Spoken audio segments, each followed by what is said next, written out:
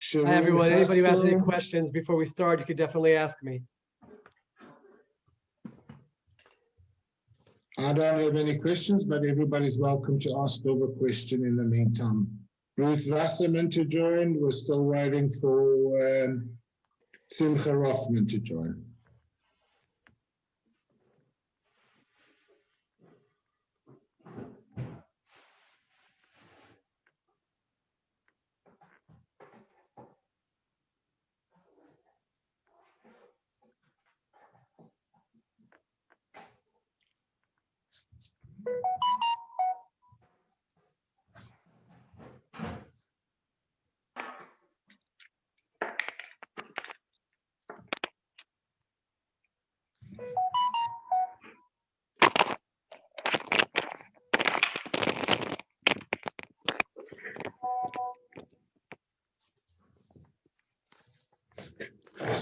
So a warm welcome to everybody. Thank you all for joining. We're just waiting for all our panelists to make sure that they've joined up, and then we'll be able to begin this wonderful evening. Simcha Rotman, have you joined us?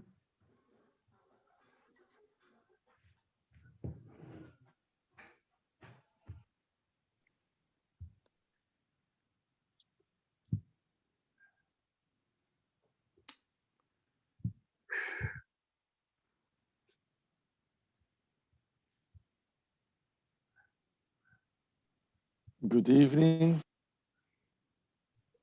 Good evening. Moshe, good evening. Thank you for joining us. I'm glad you're here. We see you, and let's hope sure we hear you well. Moshe, you're muted. You must unmute yourselves. We don't hear you. Can you Can you unmute hear me yourselves now? to make sure that we can hear you? Yes, can you hear me now? Yes, we can hear you. A big welcome to you. And now we're just waiting for Simcha Rotman and Ruth Wasserman. Great. Okay, glad that you joined us. A big welcome.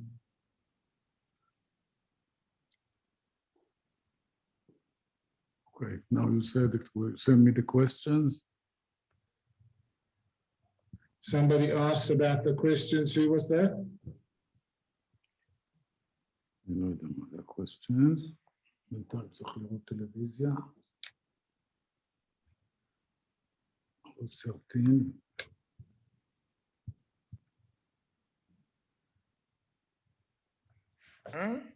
Anyway, guys, we're all quiet. In the meantime, while we wait for the others to join, we do live in interesting times. And one good thing about Corona, it brought about Zoom, and we're able to do evenings like this. And for that, I learned a lot and am grateful for that. So I think everybody's probably zoomed out. So we still have the Sharren, her assistant, said that he's messaged her, and Simcha Rotman. Simcha, have you joined us? Not yet.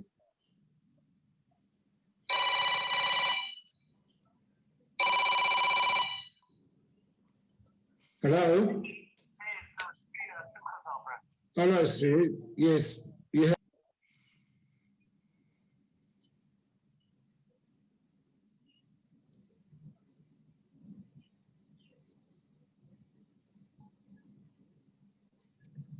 I know there are people tuning in right now because it is 8 p.m. I assume that will be starting in just a few moments, so just bear with us, please.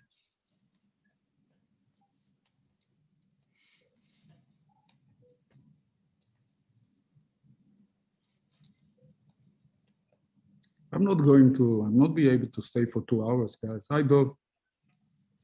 Hi, So, just reminding everyone that we're live on Facebook and everyone is tuning in right now. So no, we see only men. We see only men. Teddy, you are on mute. I'm here too. Yeah. Hi, Nachman. Laura looks like a woman to me. Hi, Nachman. Ah, Laura, that's good. Oh, How are you? Management. Good. Nachman, We need to see you. Like Laura. Welcome so we're still home. waiting for two panelists to I'm not join. surprised. We see Laura. At least one female, one woman. Sharren and Simcha Rotman, who would be joining us in about 2 or 3 minutes. But we are live, as our moderator, Dov Lipman, has explained. So in a few seconds, we will be starting.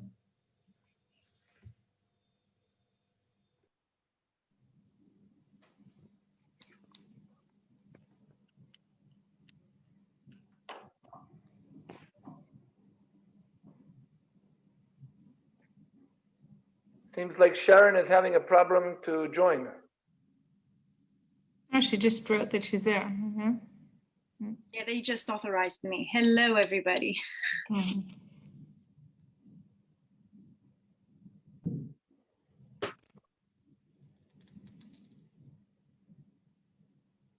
Teddy, you're on mute. You've been on mute, Teddy. Sorry about that. Sharren, a warm welcome. We can see you. Let's just make sure we can hear you. Yeah, can you hear me now?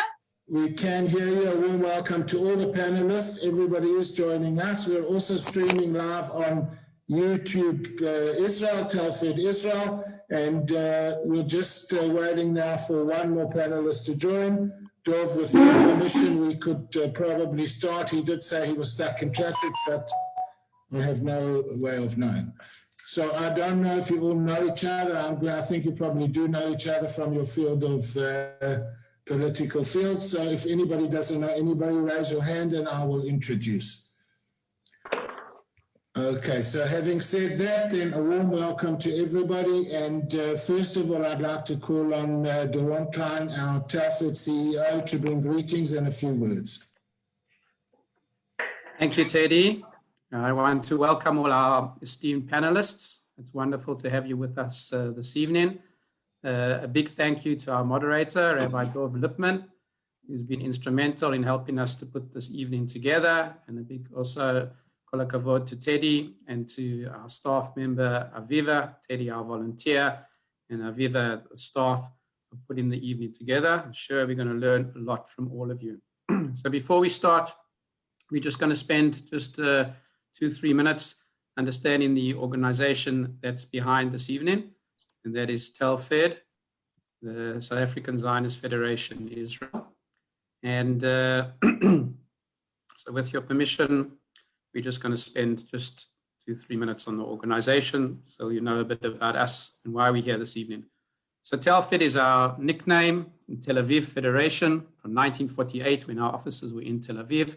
Our official name, South African Zionist Federation Israel. We are independent from the South African Zionist Federation, but carry that name with pride, going back to our founding fathers in 1948, when we looked after the 800 South African Machal soldiers who came to volunteer in the War of Independence. We look to see what the organization does now, 72 years later. So Klita is the heart of Telfed. We are involved in Aliyah promotion in South Africa and Australia. We also now assisting Olim from the United Kingdom. You can see the numbers of Olim last year who came from South Africa and Australia. And we help the Olim with Aliyah advice, and we welcome them when they arrive, when we're allowed to, when the airports open. And we're in constant contact with them, regular contact during their first year. And then after that, as long as is necessary. We have a special division dealing with lone soldiers. You can see 170 lone soldiers. They need a lot of help while they're in the army, and especially after they are finished their army service, to get reabsorbed into Israeli society. We're the only organization that provides housing. We have 105 apartments that belong to Telfed. We rent them out to our Olim at 30% below market rates. So it's subsidized housing for up to 3 years. And it's a soft landing for our Olim. And 70% of the income from our apartments goes here to help the needy. We support 450 needy Olim every month. It's financial assistance with food cards and social work counseling. We have now online events. We hope soon to go back to face-to-face events with, you can see, thousands of participants every year, and that's climbing. And you're all welcome to subscribe to our newsletter that goes out to over 10,000 recipients. Please be very active on Facebook and Instagram. Please join us. And the Telfed magazine that goes out before Pesach and Rosh Hashanah. That's how we keep in touch with our community of Southern African and Australian Olim. We provide over 400 scholarships every year. The scholarships are both for those in financial need, and there's a separate track for those who do 3 hours of community service a week, and a special scholarship for those who come to study in Israel that haven't yet made Aliyah and are trying out the waters and studying here and then deciding whether to make Aliyah. Here you can see we received the scholarships. We gave out our scholarships outside the Knesset. We have 250 volunteers involved in Telfed. Each one of the blocks that you see on the screen is also a department in Telfed run by staff and volunteers. And we have a special volunteer program teaching English to Ethiopian Olim. And the last square that you see here is our employment department, pre-Aliyah and Klita, counseling, seminars, and a whole group of mentors. If any of you would like to be a mentor, if you're an expert in your field, be a mentor for our Olim and help them to get absorbed into the employment market in Israel. So there we go. That's the organization in a nutshell. It's an honor for us to host you this evening. Thank you again to Dov. And I hand over back to you, to Teddy. Thank you, Doron. It's an honor. We're still making sure that Simcha Rotman is here. Dov, it's up to you. You want to go ahead without Simcha? He hasn't joined us. Okay, we're absolutely going to get started. It's absolutely an honor to have everyone. Thank you to all the candidates. 1 second, can I just introduce you officially and then you can take over from me? Sorry about that. Past MK Dov Lipman, moderator. Dov was a member of the 19th Knesset of Israel, today Secretary General of the Confederation of the United Zionists. Dov, thank you so much for giving of your time and for this lovely evening. Ruth, good to see you. Welcome. Dov. Thank you so much, and thank you to Telfed for organizing. We know that everybody who's watching doesn't want to hear us speaking, but wants to hear the candidates. So we're going to get right to it. We are going to keep to time that each person has for their different time slots. So please make sure I'll be timing it as well. We don't want to have to ask anyone to stop. So we're starting with opening statements that are 2 minutes. This is your chance to really make your pitch to all those who are watching and listening. We're going to start with the Likud, former member of Knesset, Yehuda Glick. You're on for 2 minutes for your opening statement. Please unmute yourself. Shalom, shalom to all of you.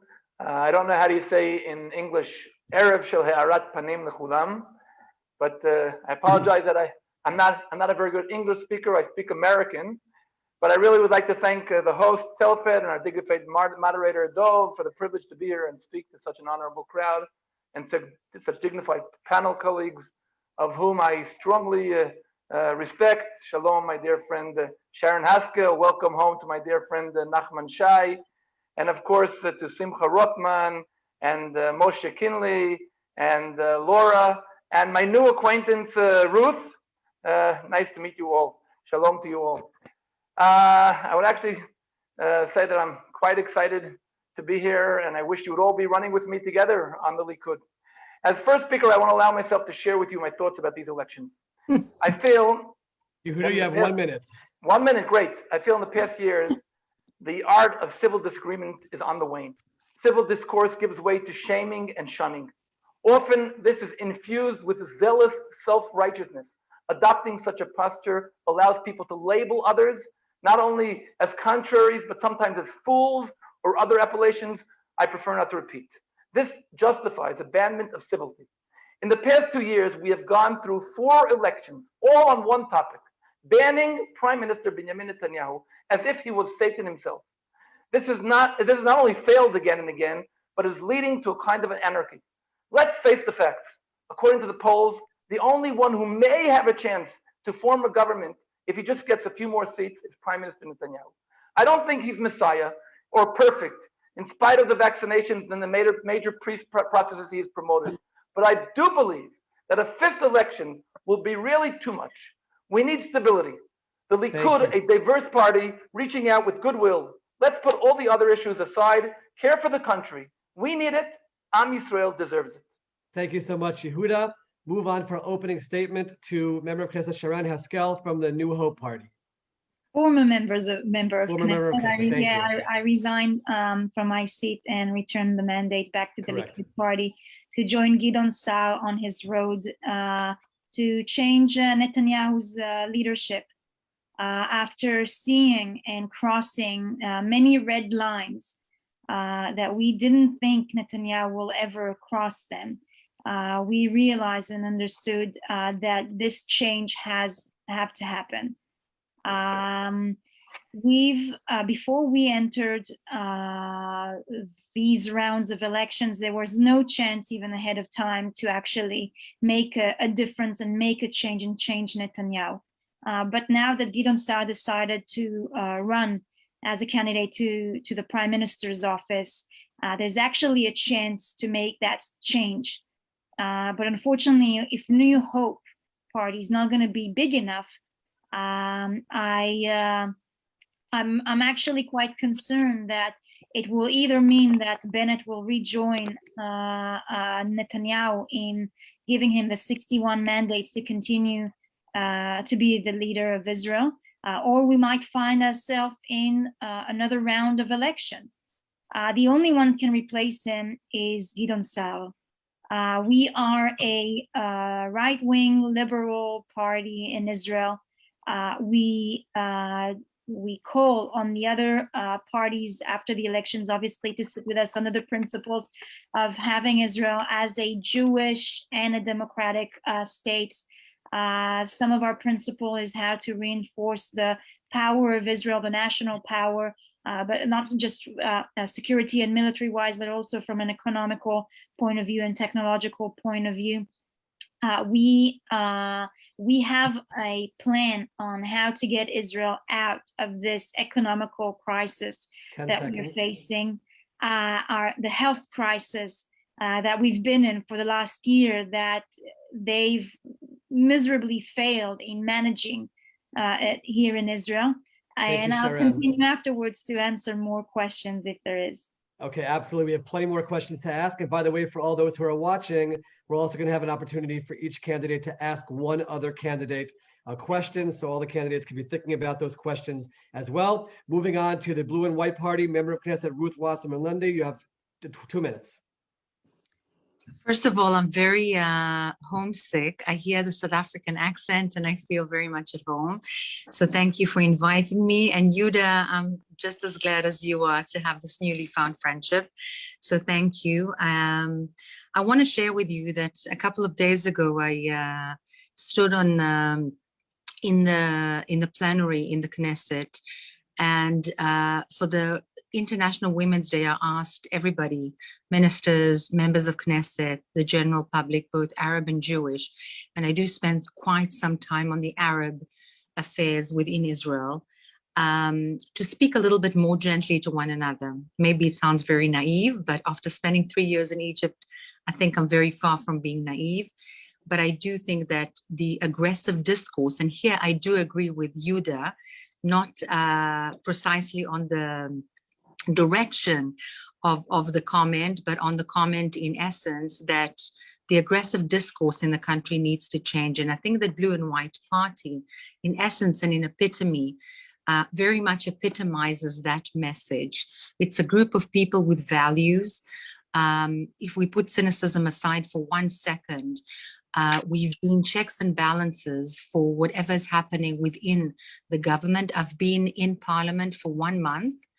And in 9 different committees, and seeing it from inside really enhances the feeling from outside that these checks and balances, exactly as Sharren has said, they need to be there. They need to be there in terms of not allowing a one-sided view to simply rule.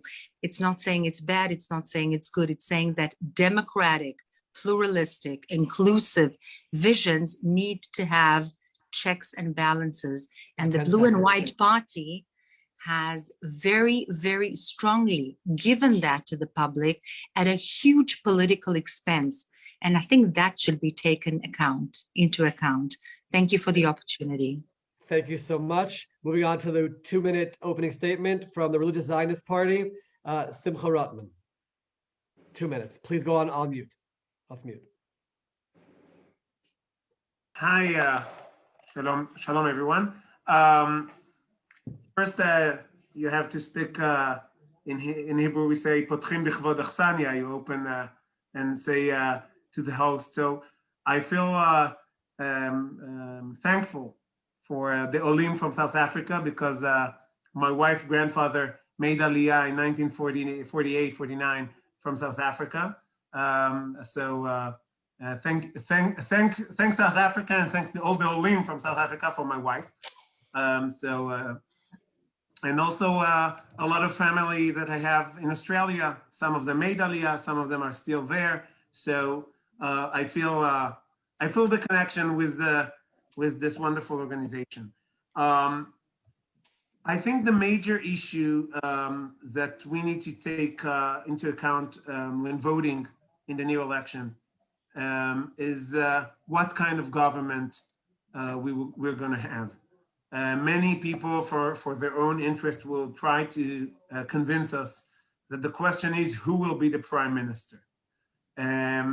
If elections in Israel were about the identity of the prime minister, and maybe people that comes from other countries, and you do direct elections to the prime minister or the president, can think that's the issue, then Benjamin Netanyahu won election after elections for many, many years. But the government that we had in the past years are different. There are a lot of difference between those governments. The government that we had between 2013 and 2015 was not a right-wing government because Lapid and Livni were part of this government. It did not push forward a right-wing policy. About 10 seconds. Okay, and so the way we will have the coalition, if we will have, for the first time in many years, 100% right-wing coalition, the difference will be big, huge, and that's the reason to vote right. Thank you very much. Moving on to the opening statement for the Yamina party. Jeremy Sultan, please unmute yourself. You have 2 minutes. Thank you. I also have to start by thanking Telfed, just because my brother-in-law, Seth, was very much helped by you guys when he was here in Israel, and because of your work, he made Aliyah. Thanks to you, he married my sister. I have nephews and nieces, so thank you for your work. It's very much appreciated. My name is Jeremy Sultan. I'm married to Cheryl. I'm father to Mimi, Mikey, Gabby, and Ellie. Live in Mevaseret Zion. I made Aliyah from Chicago, Illinois. But this election isn't about me. It's about you. We've had this government now for about 10 months. And the reason we're going to this election is because it was the most dysfunctional, terrible government that we've had in the history of the state. This is just a government that did not care about you. This is a government that just did absolutely nothing for you. And what we're looking to do is replace the government. But unlike what people will tell you from left or right, what we're doing here is actually providing plans. You know, I know a lot of people want to go ahead and do things, but we have a Singapore plan in terms of what we want to do with the economy. We have a plan in terms of what we want to do of bringing Corona to zero from a health perspective. We have a plan in terms of how to restart the education. We have a plan in terms of how to deal with the housing crisis. Elections should be about policy. It should be about plans that the parties are putting forth and asking the public and the voters if they want to go forward and go with them. This question is not about who's going to win this little class president contest, as some of the people here might make you think is the most important question. What we need to do is put together a government which is actually going to work for you, who cares about the issues that you care about, so that we can go ahead and bring Israel to a place where, instead of all of the Israeli natives telling us, oh, you have a American or South African or Australian citizenship, I'd like to switch with you. Instead, we'll have a situation where all of our friends from back home are going to want to join us here in Israel, because we're going to make it the best country ever. Thank you. Thank you, Jeremy. Moving on to the Labor Party, former member of Knesset, Nachman Shai. Just press unmute, and you have 2 minutes for the opening statement. Yeah, I'm not on mute any longer. Thank you very much. Good evening, everyone. I'm pleased to be here. Thank you for Telfed for this organizing this event. And I'm very glad to meet all my colleagues of mine from the past and maybe from the future too. Yehuda, don't smile so much. And my dear friend Sharren and Ruth is a newcomer to the Knesset. So good evening, everyone. I'm on the labor list to the Knesset, and I'm very proud to see this old and veteran party coming back to life under the leadership of Merav Michaeli. This is kind of resurrection that we are all witnessing now in our lifetime. That's something that I couldn't believe it will ever happen, but it does, and it means a lot to me and to many Israelis that find themselves back in the labor. And I'm not sure we'll be able to regain the same power that we've had in the past, but at least we can see the party back, and the party is that will be hopefully a major player in the political scene in Israel. We are located on the political spectrum from center to left, leaving a lot of space to Meretz to take over the left wing of the political party, which I hope very much they will be able to do. We feel that we should fill the gap between the center and the left politically, where we've been for many years. We will be carrying and hosting the same flags in the past. The security and the political one, looking for two nation state for two people, and the rest which comes with it. And on the social economic spectrum, to present Israel with a social democratic ideology, hoping very much to correct all the mistakes that have been committed by the outgoing government, and hopefully to join with other parties that some of the representatives are now on the panel to form a new coalition that will be able to heal Israel from all the wounds that we've been suffered in the past over a year. The Israeli people deserve to see new government, new coalition, and especially new prime minister. So I'm looking forward for a very interesting panel, but more than that, in 2 weeks' time, to see a new government and a new prime minister in Israel. Thank you, and good evening to everyone. Thank you, Nachman. Moving on for the opening statement from Yesh Atid, member of Knesset, Moshe Tur-Paz. You have 2 minutes. Thank you. So good evening to you all. As that person made Aliyah when I was 1 year old, I'm very privileged to be with you with Telfed. My parents made Aliyah before me in the 50s from England, so I really kind of feel at home here. Look, I come from the educational area. I was head of a principal of a school, a high school, and then I led the educational system of Jerusalem. I joined Yesh Atid because I believe this country belongs to all of us. And some people see themselves more privileged than others, so they want only a right-centered government or a left-centered government. I grew up in the religious Zionist environment to see all Israelis as my brothers. And as a family of Olim, I always looked at all Israelis and said, I want to be their brother. And Yesh Atid is a centered party, and we see ourselves as being an important part of this country. I don't want to say to anybody, he's not my brother, he's not my friend. I don't want to have only half of the people feeling here at home, like happened in the last few years.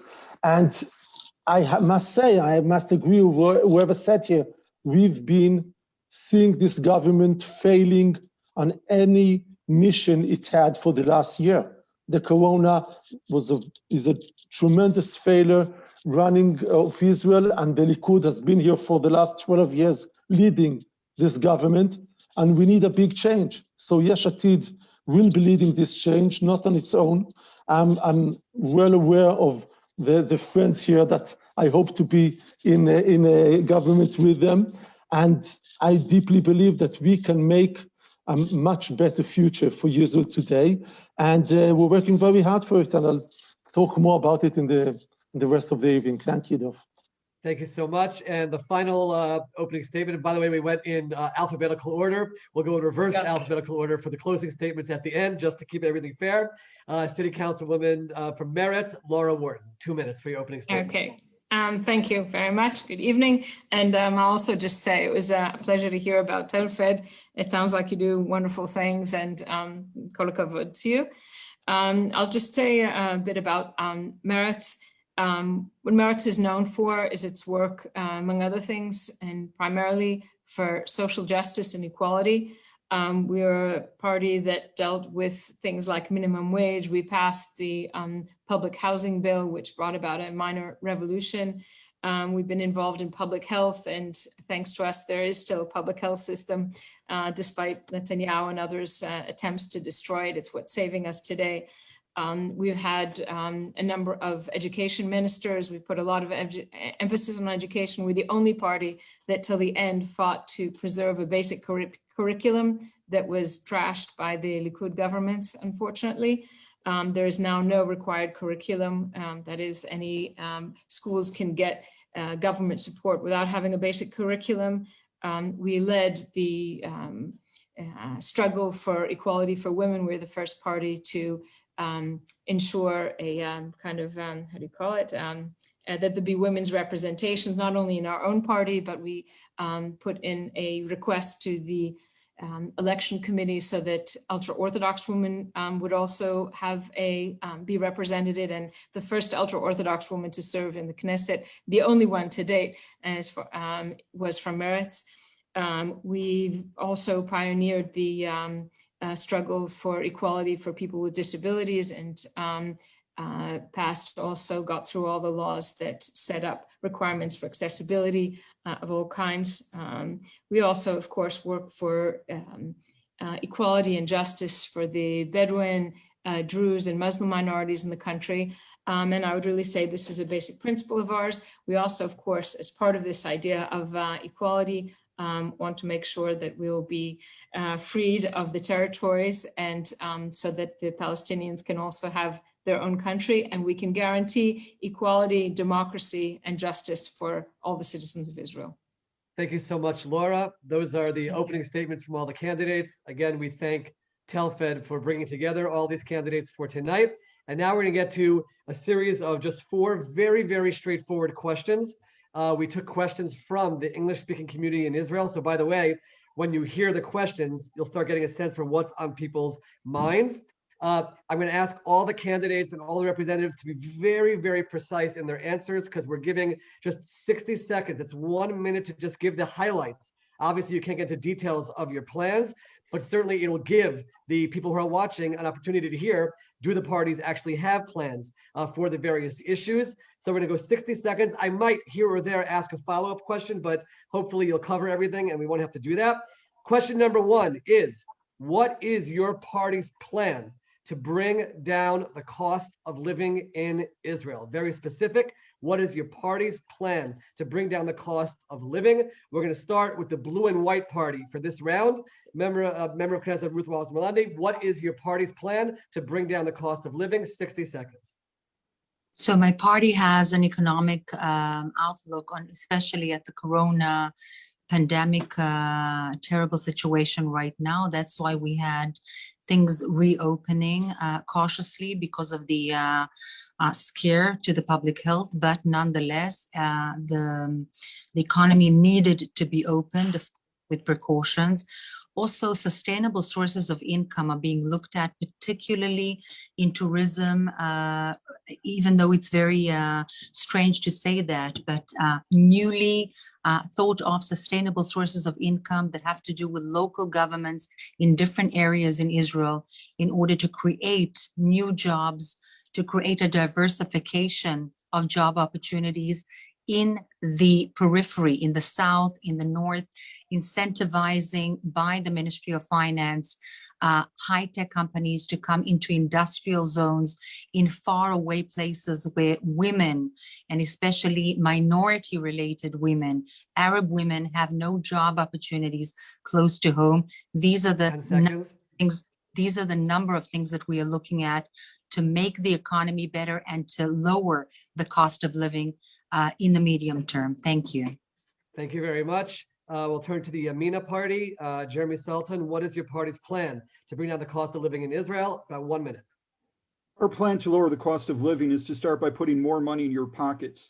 when we're going to be done with the corona situation, we're going to have over 400,000 jobs that are just not going to be replaced. That's the reality of what we've just gone through. Again, the colossal failure of the last 10 months of this government.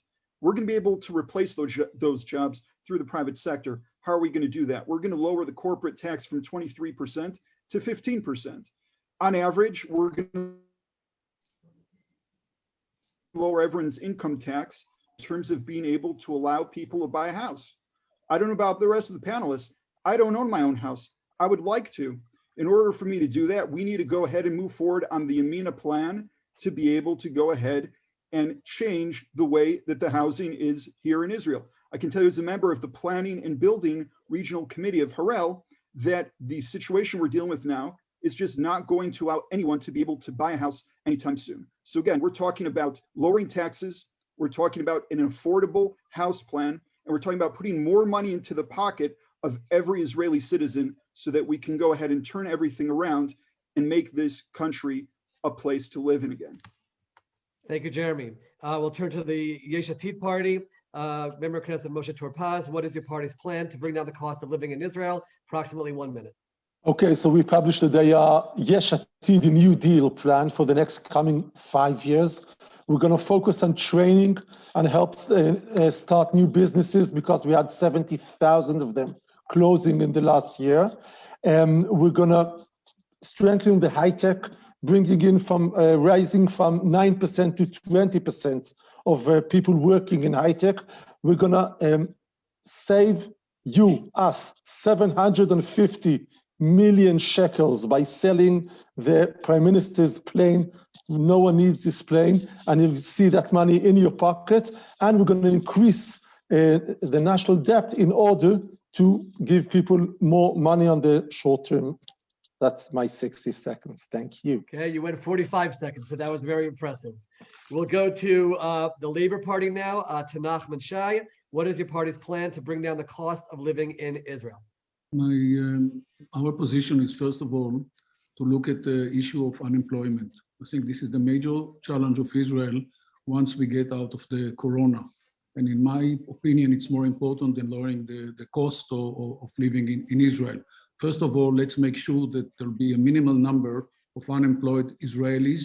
And I think this is the first priority that we have to care. What it means practically is the state should be much more involved in the way the economy is being handled. We cannot leave it to so-called free market. We can see the outcome of the so-called policy of the best finance minister ever by the state of Israel, as Netanyahu presented himself recently. We know the number of unemployed Israelis is rising. And second priority will be to look at the unprivileged groups in the Israeli society, those who are currently under poverty line, starting with the senior citizens, including Holocaust survivors that are suffering so much, especially now, and children. 30% of the children in Israel are under poverty line. So let's make sure that the country can help them all. Lowering the cost of living will come, but later on. Thank you very much. Moving on to the Likud party, former member Knesset Yehuda Glick. What is your party's plan to bring down the cost of living in Israel? 1 minute. Well, Likud is lucky to be led by Israel's best finance minister ever, the one who cured Israel's economy and brought the jobs even when the whole world was going through a crisis. Yes, we went through a terrible crisis in the past year, but we will as soon as we can get out of the COVID, thanks to the vaccinations, which we are seeing here, we hope to be the first one out of it. We will go back to the new market, to free market, to gas drilling, to peace in the region, all the things that we did to raise the economy and to open new markets to Israel. In my remaining 10 seconds, I want to say shalom to Jeremy, who I forgot the last time I mentioned all the other names. My good friend Jeremy, I love you. Always count on Yehuda for the love and achduta and whatever panel we're on. Thank you. I'll use the extra 5 seconds that you had for that comment. Moving on to Meretz. We should leave them alone. Laura Wharton. What is your party's plan to bring down the cost of living in Israel? 1 minute. Okay, well, a few things. First of all, we should be investing and improving the education system. Most children in Israel did not study for the past year. our government and this country as leading in the lowest number of hours studied by children in the world, in the Western world, or places that keep such statistics, certainly in the OECD. We should be investing more in job training. There was no investment in job training, but it was not budgeted for also the 6 months before Corona started. And we're going to need to help people get more jobs that will allow them to close the gap between what they earn and what they spend. We also believe in investing in public transportation in general, improving the transportation so that people living in the periphery will be closer in and won't be left paying the high cost of transporting things to where they live, or in going long distance, spending huge amounts of money on the transportation to get where there is. We also would be addressing the tax issues and making them more fair. That is, adding on steps to the tax system that there now is, cutting down on the indirect taxes, on the VAT tax, which is incredibly high in Israel. 10 seconds. Changing the direct taxes, raising them, adding the step, because they are the lowest amongst the lowest in the OECD. Thank you so much, Laura. We'll move on to the Religious Zionist Party. Simcha Rotman, what is your party's plan to bring down the cost of living in Israel? 1 minute. Okay, so it was Ronald Reagan who said that the most terrifying words in the English language are, "I'm from the government and I'm here to help." So, I'll try not to terrify anyone listening to us. And after a year that the government, most of the time for good reasons, some of the time for bad reasons, or for problematic reasons, prevented the businesses, small businesses, from improving and lowering our costs. That's the best way to lower the cost. We're trying to bring down all the obstacles that the government put: deregulation, one-stop shop approvals, opening business, making the doing business index for Israel a better rate better. And of course, the first rule is first do no harm. Try to put, and exactly like our best finance minister in history did in 2003, put higher taxes, a special high tax on high salaries inside the government, because during the COVID, the small businesses paid all the prices and the public sector did not. 10 seconds. Done in 2003, we need to do it also now. Thank you very much. Finally, for this round, from the New Hope Party, former member of Knesset, Sharren Haskel, what is your party's plan to bring down the cost of living in Israel? Sharren, just unmute yourself. Hi, okay. So it's very difficult to explain how to reduce the cost of living in 60 seconds. And we have a whole plan on it on our website, the entire platform, and it's actually translated to English as well. You just press on the American flag and you can see the entire plan. Some parts of it speaks basically about reducing bureaucracy and regulations in Israel. The difference between the actual price of the product and the price that we pay in the shop is huge. And the reason for that is immense amount of regulation and bureaucracy. So we are going to open more importations of products here in Israel, and we're going to ease up the regulation on importation through a reform in Machon HaTkanim.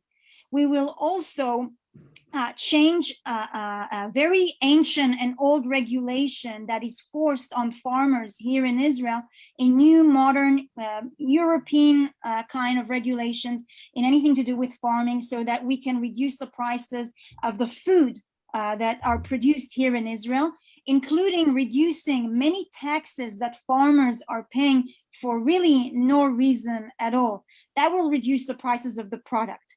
More so, we are actually going to create a one-stop shop for small businesses to reduce the amount of time that they're spending on bureaucracy here in Israel and give them more time to deal in achieving a better business for them. Just last thing, we will also create a one-stop shop for a housing because there is so much regulations and authorities that is mixed in between different ministries in Israel that it creates a lot of barriers in order to create a bigger amount of houses, apartments here in Israel. So there's an entire plan, and you're more than welcome to look on our platform and on our websites to see the entire plan. Thank you so much, Sharren. Now, I recognize that asking about reducing the cost of living is very difficult to do in 1 minute's time.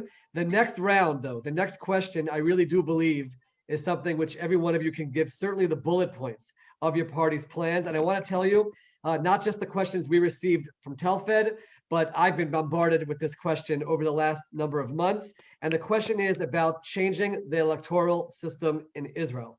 This is something which especially English-speaking Olim who have come from democracies all around the world and feel that there's a certain dysfunctionality that's going on in Israel, certainly by the fact that we're having our 4th election in 2 years. And the question that we're going to ask each candidate again is, A, does your party have a plan to change the electoral system? It's possible the answer is no. And if you do have a plan, what are the bullet points of those plans without getting into the nitty-gritty details? But we're going to do 1 minute kind of rapid fire going around for each one of you. We will start with the Religious Zionist Party and ask Simcha Rotman, does your party have a plan to change the electoral system? And what are the bullet points of that plan? 1 minute. Okay, so I will say very shortly, we have plans that it's not on the published platform because it takes more than 100 days, and our plan is for the first 100 days, the written plan. But we have plans. But in order to change the system, you have to understand what are the issues that created this problem. The main issue is the high threshold. When the Knesset made this threshold higher, I sat there as an NGO representative of Meshilut, the organization that I founded, and I told the Knesset members from the Likud and Israel Beiteinu exactly that. If you will do that, we won't have stability, we won't be able to form a government, and voila, that's what happened. So we need to lower the threshold, but of course, any change in the electoral system has to come from all parties, or definitely 80 Knesset members, 70, not because the legitimacy, otherwise it will not work. So we hope we will be able to push forward, bringing the threshold back to where it was and even lower. Another plan. Just 10 seconds. Okay, for the longer future, maybe after the 100 days of our first plan, we'll go to the 101st day. Okay, so basically the bottom line sounded like lowering the election threshold. I have to hit myself for forgiveness. I voted to increase the threshold in 2014, but we can talk about that a different time. Let's move on to the Labor Party in terms of any plans for electoral reform. Former member Knesset Nachman Shai, does the Labor Party have a plan to change the electoral system, and what would that plan be? Bullet points. We currently have no plan to change the electoral system, although we understand and recognize the weaknesses of the present system, and all of us who serve in the Knesset can serve as witnesses for those difficulties to govern, but I don't see it happening. And I tell you why. Those parties that are missing on this panel are the ones that will block any change in the electoral system. And just look around and see what I mean. So it's nice to raise new ideas, and I believe we have to look at those issues and to find a better system, but it all should be based on democratic values and democratic principles. I'd like to remind all my colleagues here that only 2 parties carry full primaries to elect their representatives for the Knesset, and Meretz has a similar system, but not exactly. So we would like to see any change that will be based on the idea that Israel is a democratic state, and parties should also be handled and conducted according to a democratic principle. And I think that should be held by the representative here that are coming from parties that they themselves were not elected the way it is now democratically. Thank you. Okay, thank you very much. We'll go to the Meretz Party now. Laura Wharton, does the Meretz Party have a plan for changing the electoral system? And if it does, what is that plan? You have about 1 minute. Okay, well, first of all, about the threshold, it's a little bit high, but I think basically the idea of raising it from what it was when there were one party representatives, I think, is a good thing. The thing that I think, there are two things that are important to us, I think, to change. One is a regional representation. The way things now work is that a huge number of the members of Knesset are from, Tel Aviv or the big cities. And we think it's very important that cities in the north, in the south, in the periphery would have representation. So what we could do is do what Ben Gurion, I think, suggested, which was divide the Knesset and have representatives that are from all the country, that are chosen by all the country, and then have individual representatives from particular areas, and then we'll distribute. I would also say, though, we do believe that every party should have some form of internal democracy. And as Nachman said, there are a few parties that have no internal democracy whatsoever. We think it must be done, and that would also ensure and guarantee that there would be representatives, women representatives in all the parties, which should be a condition for the approval of a party list, I think. Thank you very much. We'll move on to New Hope, former member of Knesset Sharren Haskel. Does your party have a plan to change the electoral system, and what is that plan? And please unmute yourself. Yes, we do have a plan. It's also published. Two major points in that plan are in concern of the amount of time that a prime minister can serve in the office. One of the first legislation that we will pass is to limit that time to 8 years, so 2 terms, but a maximum amount of 8 years for a prime minister. I think that within 8 years, someone that didn't do what he meant to do will not probably, continue and do it later on. The other issue, the cap on the amount of time to serve also is not just for the prime minister, but it's also for mayors and local council as well. What we see in Israel as sometimes 40 years term of one mayor. There's a lot of allegations for corruptions in terms, such long terms like that. So it's not just for the prime minister, but also for local councils and mayors. The other one is also to involve a direct election system that will be on top of the party system, so the parliamentary system that we have today. So a certain percentage of representatives will be voted into the Knesset as it is today through parties, but another percentage will be through direct elections through areas around the country. Okay, thank you very much, Sharren. We'll turn to Yesh Atid, member of Knesset Moshe Tur-Paz. Does your party have a plan to change the electoral system, and what are the bullet points of that plan? Yeah, so like Sharren, I'll start with limiting the period of prime minister to 8 years for 2 cadences, no more. We will shrink the government from 36 or some kind of, tremendous number to 18, only 18 sarim, no more. And we'll start on writing a chukah, for Israel, because we think we need to work on that, but we have to form it. And here I very rarely agree with Simcha Rotman, but here I agree. We have to have, we think, 80 MKs that will, sign this and will be able to change, because we think we can't work on such a small minority of 61. Thank you. Okay, thank you very much for also keeping to the time again. Blue and White Party, is Ruth available with us? If not, well, okay, you are, okay. Member of Knesset Ruth Wasserman Lande, does your party have a plan to change the electoral system? And what is it, the bullet points for 1 minute? So certainly we have a plan. The two tenures is something that we've been saying from the beginning. Once we have a little bit of a more stable government, this is something we certainly want to do. And another thing that we completely agree on is the whole difficulty of the coalition system is that very obviously is making our political arena very unstable. And we need to think and brainstorm about a mechanism via which we can not have elections again and again and again. And this will take some doing to change inherently the electoral system in Israel. Okay, thank you so much. Also, for everyone keeping to the time, that's wonderful. Likud, former member of Yehuda Glick, does your party have a plan to change the electoral system? And if it does, what are the bullet points of that plan? 1 minute. Well, of course, we would love to pass a legislation that only the Likud should be the prime minister, but that we will wait for that one for some other time. But I definitely think that those who said that they only want a two-term government, they're talking about they don't want Netanyahu. But I do think that anything that should be agreed upon should have a wider agreement. And therefore, the best thing, before we change the electoral system, is that we should know how to run a dialogue here with respect to each other. One thing that I believe that can make a major change and stop elections is that if we have passed a very simple legislation, that the biggest party,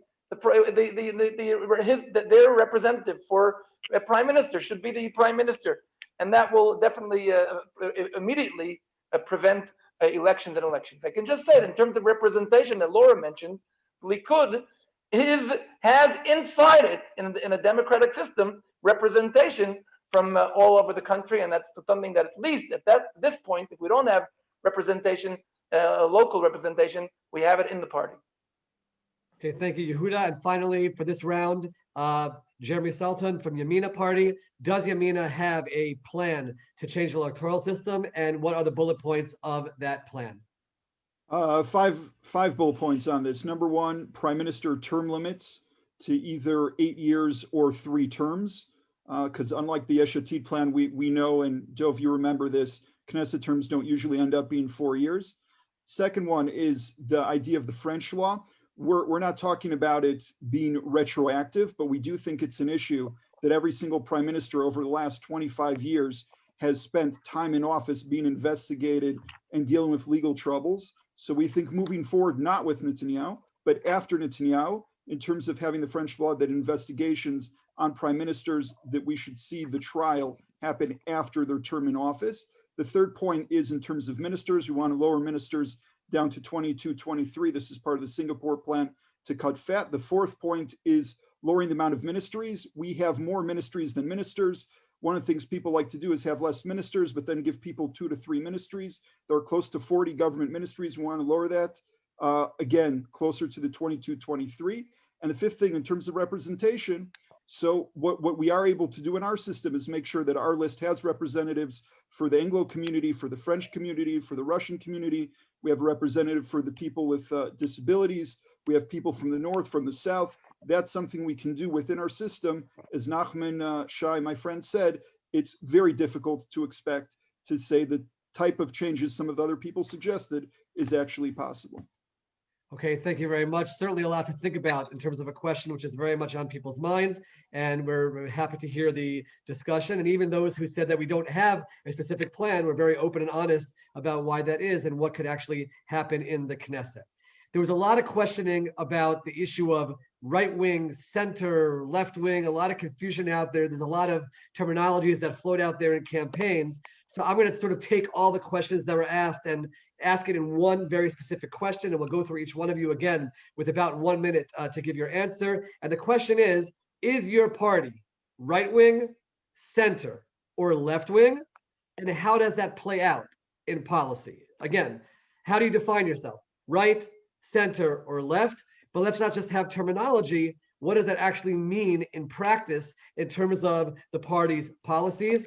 We'll start with Yesh Atid, with Meretz and Moshe Tur-Paz. Are you right wing, center, left wing? And what does it mean in policy? You have about 1 minute. So thank you. Yesh Atid is a center party, and I'm proud of that because I'm a settler. I come from Kfar Etzion, the first settlement in Judah and Samaria, and I have left wing or center left wing people in our party, as we see ourselves as the center way of the Rambam, derech ha'emtza of the Rambam. And that means we can find ourselves with people that agree on 90% of issues, and yet you can have people from right and left joining in because this is a center party. And that's the way we see politics today. Thank you.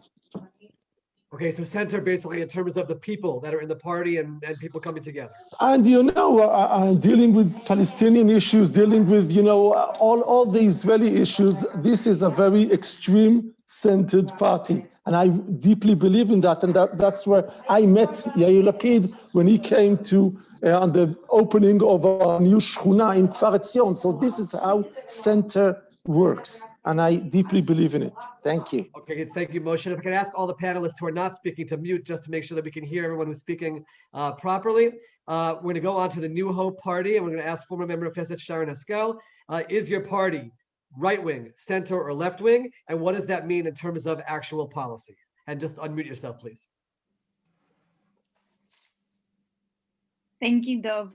So yes, we are a right-wing liberal party. It means that we believe in individual liberties and economic freedom.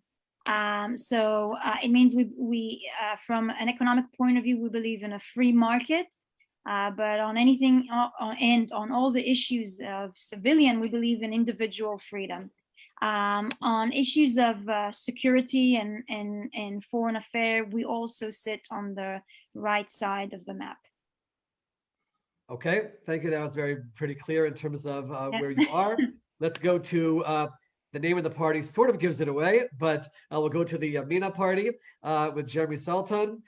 Is your party right-wing, center, or left-wing? And very specifically, what does that mean in terms of policy? Yeah, so as you said, we're Yamina, we're rightward, we're definitely a right party. What does that mean? We're right-wing when it comes to economics. Bennett's Singapore plan, we're talking about Reagan, Thatcher type economics. In terms of national security diplomacy, we're against a Palestinian state. All of the usual aspects in terms of what you would expect, we want to have judicial reform. I think a majority of people know who Naftali Bennett is. They know his leadership. They know Ayelet Shaked, a lot of people on our list. I think that question was not necessarily meant for us. Our name sort of gives it away. Okay, thank you. That was very clear.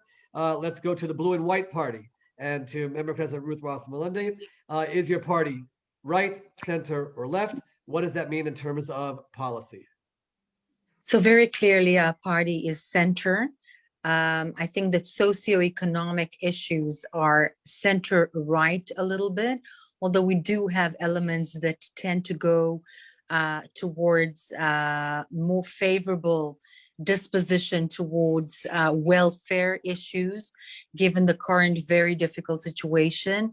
On security issues, the Palestinian state and so on, very liberal on the one hand, but very security oriented. The head of the party is the former chief of staff, extremely experienced in security oriented affairs.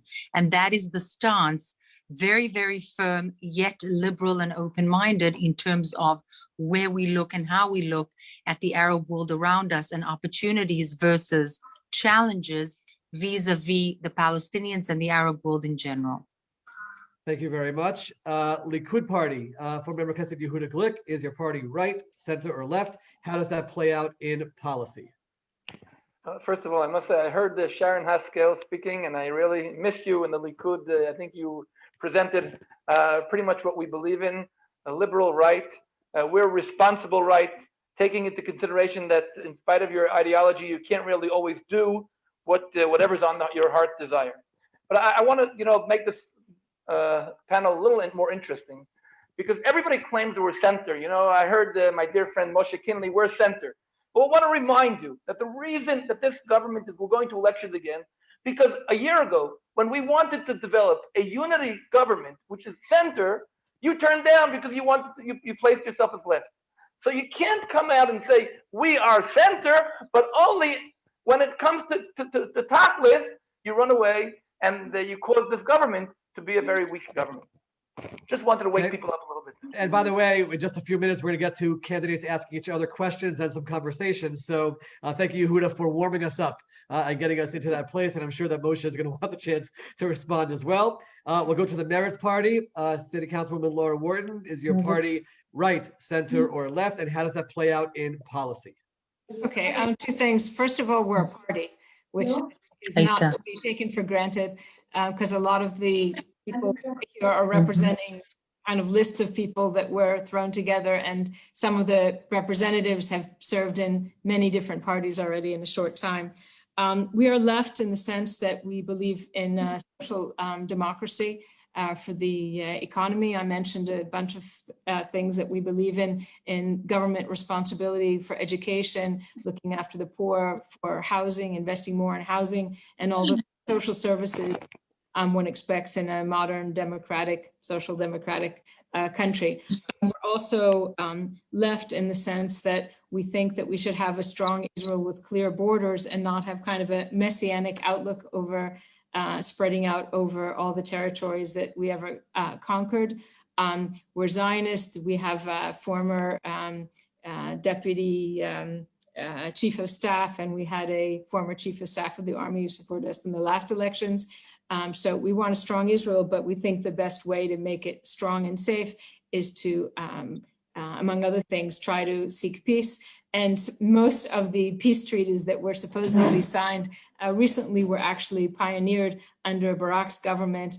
The representatives from the United Arab Emirates, from Morocco, all came to Rabin's funeral after he had contacts with them and 10 seconds. with our then minister of Industry.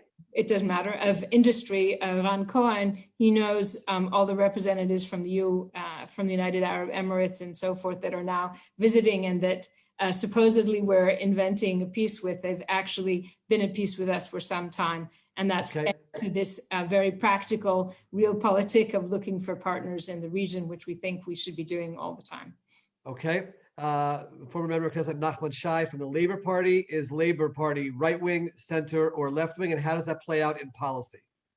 Well, I refuse to get this division, and I insist on central left, where I open my remarks this evening. That's where we have been, and that's where we stay. And I also refuse to accept those political powers trying to push us to the extreme left. I think, as I said before, I respect very much Meretz, and I hope they will be able to carry on their ideas in the new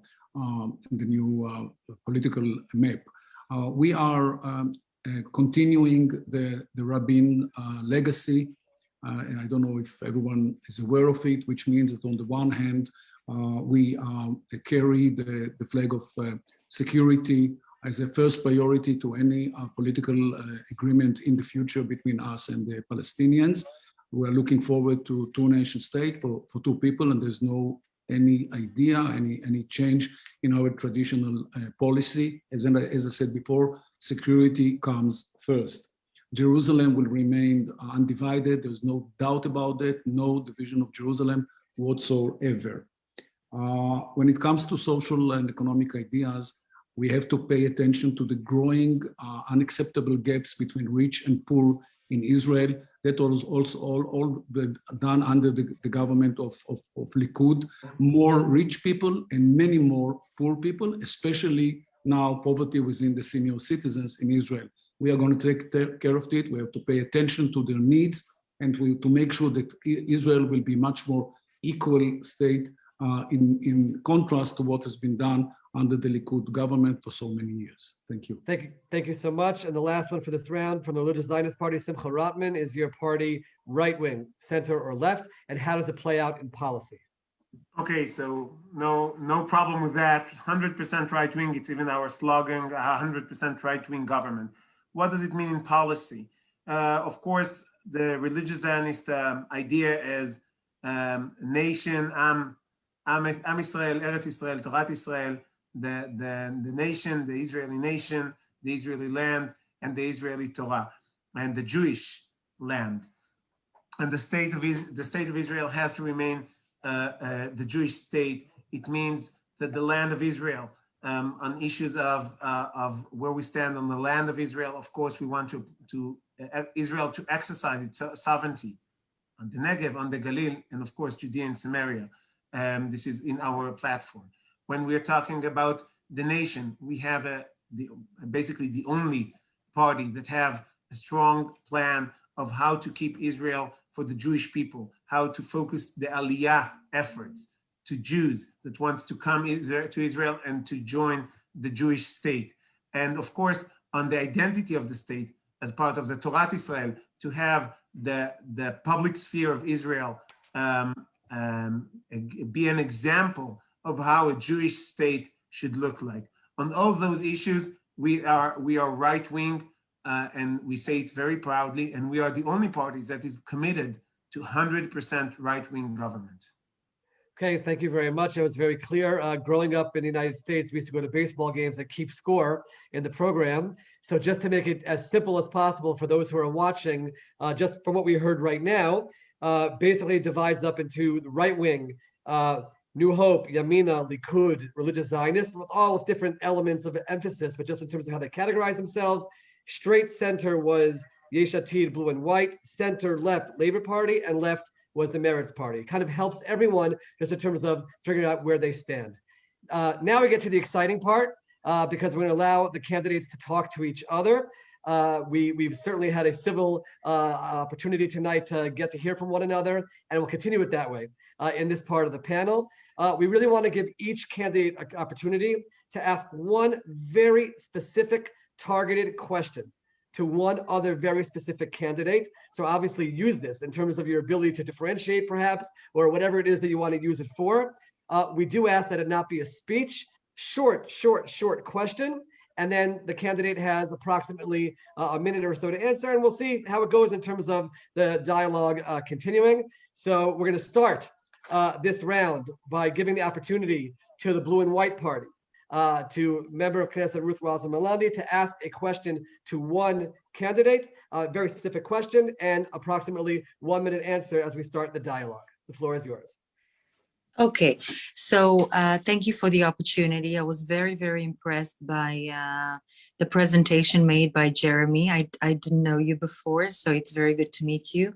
And I'd very much appreciate understanding something that you don't often speak about. In fact, I'm not sure that I've heard the party speak about ever, and that is a tremendously and unbelievable rise in crime and violence in the Arab street in the past 10 years. In fact, we're talking about almost a country within a country, murders taking place almost on a weekly basis. 23, if not 24 already, people have been murdered since the beginning of the year on Israel's streets.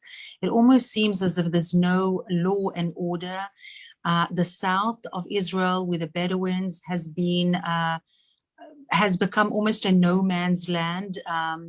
Obviously, police is not the only answer. How do you see policy in terms of taking care of this problem that is, it has no borders, it has no real geography. It is something that is really endangering society in general, and of course the Arab society in particular. Jeremy, try to keep it to about one answer. Go ahead. Yeah, sure. Thanks. Thanks for the question, Ruth. I don't know if you remember this. We did a panel back on I-24 News a few months ago, but I think your question is a very important question.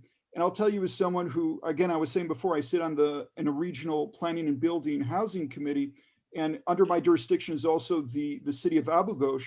And I'll tell you, a lot of the stuff that I have to make decisions on, I have to vote on, are really stuff that belong in a court of law, not in a housing and planning and zoning committee. And I can tell you from my work with Jabir, Salim Jabir, the mayor there, and some of my friends there on city council, this is something that doesn't just affect their villages, it affects everyone around all the cities and all of the neighborhoods that live around it.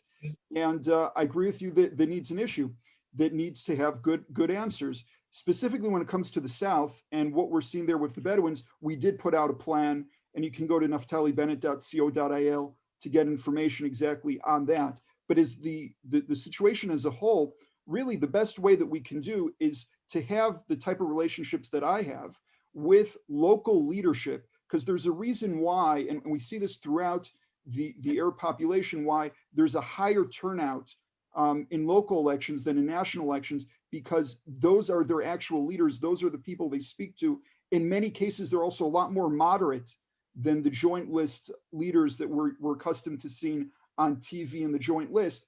And unfortunately, without having the cooperation and dialogue with their leaders, I don't think we're going to be able to find a lot of ways to coercively change a lot of that throughout the country. But when you have things that go completely out of control in a specific area, such as the Bedouin area in the South, for sure, police, enforcement is a big one, but also being able to change the rules of engagement if necessary.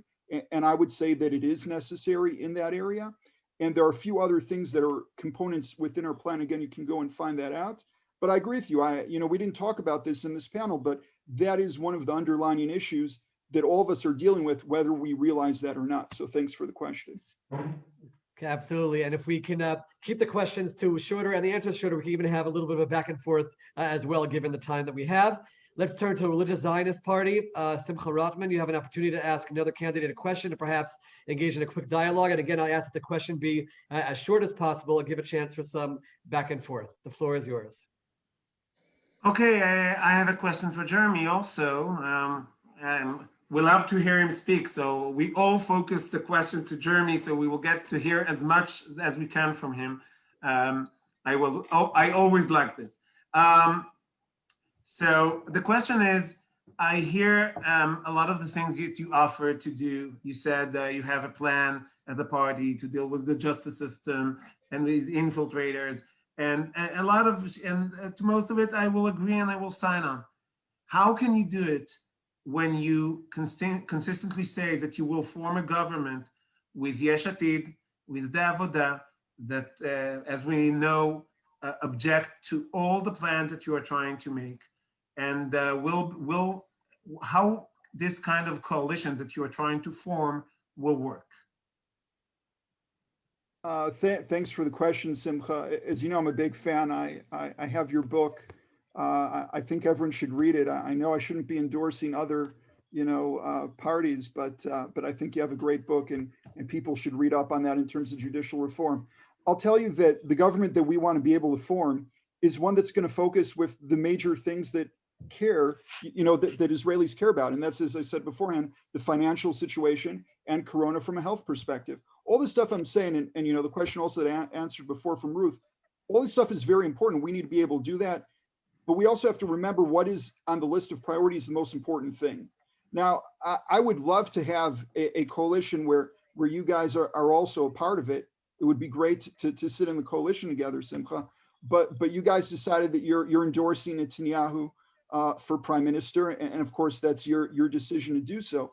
But we would like to have as much of a right-wing government as possible. Over 80 seats in every single poll, and sometimes close to 90 seats, are within the right-wing bloc. We know a majority of the parties here on this panel are part of the right wing. We believe that we can form a government which is, for the most part, on the right. But we also have to be straight. And look, you're part of this opposition too, Simcha. You guys are in the BB bloc, but you're part of the opposition. You're not in the coalition. We're in a situation where we had a 10-month colossal failure of this government, and it's not working for the Israeli people. They do not care about the Israeli people, and we need to replace them so that we can get the economy back, so that people can go back to living their normal lives.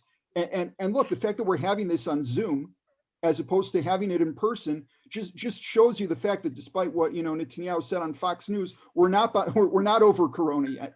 We're still dealing with it from a health perspective as well. So yeah, I want to go ahead and expect Simcha, I want to implement all those plans, but if I have to choose between judicial reform and creating 400,000 new jobs so that Israelis are able to make ends meet, I am for sure going to choose 400,000 new jobs.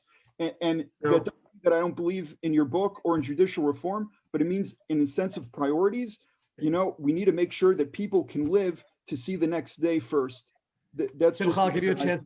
I'll give you a chance to respond. So if I understood correctly, and if you're trying to get, I don't understand so much how adding the Labor Party to the coalition will help you bring jobs. The ideology, even on economy, is so different, but doesn't matter. I think the main issue that you mentioned is the government is colossal failure, and I want to change the prime minister. So to pay those prices, you are willing to throw away the reform in the judicial system, the reform, the sovereignty issue, getting the new settlements in place. What are you willing to give? Where will you stop in your quest to get Netanyahu out of the prime minister house? Jeremy, 30 seconds. The quest is not about who is sitting in the prime minister's residence. The quest is being able to allow the Israeli people to live again. We have had the worst year probably that a majority of every Israeli has felt in a generation. And what we want to do is change that.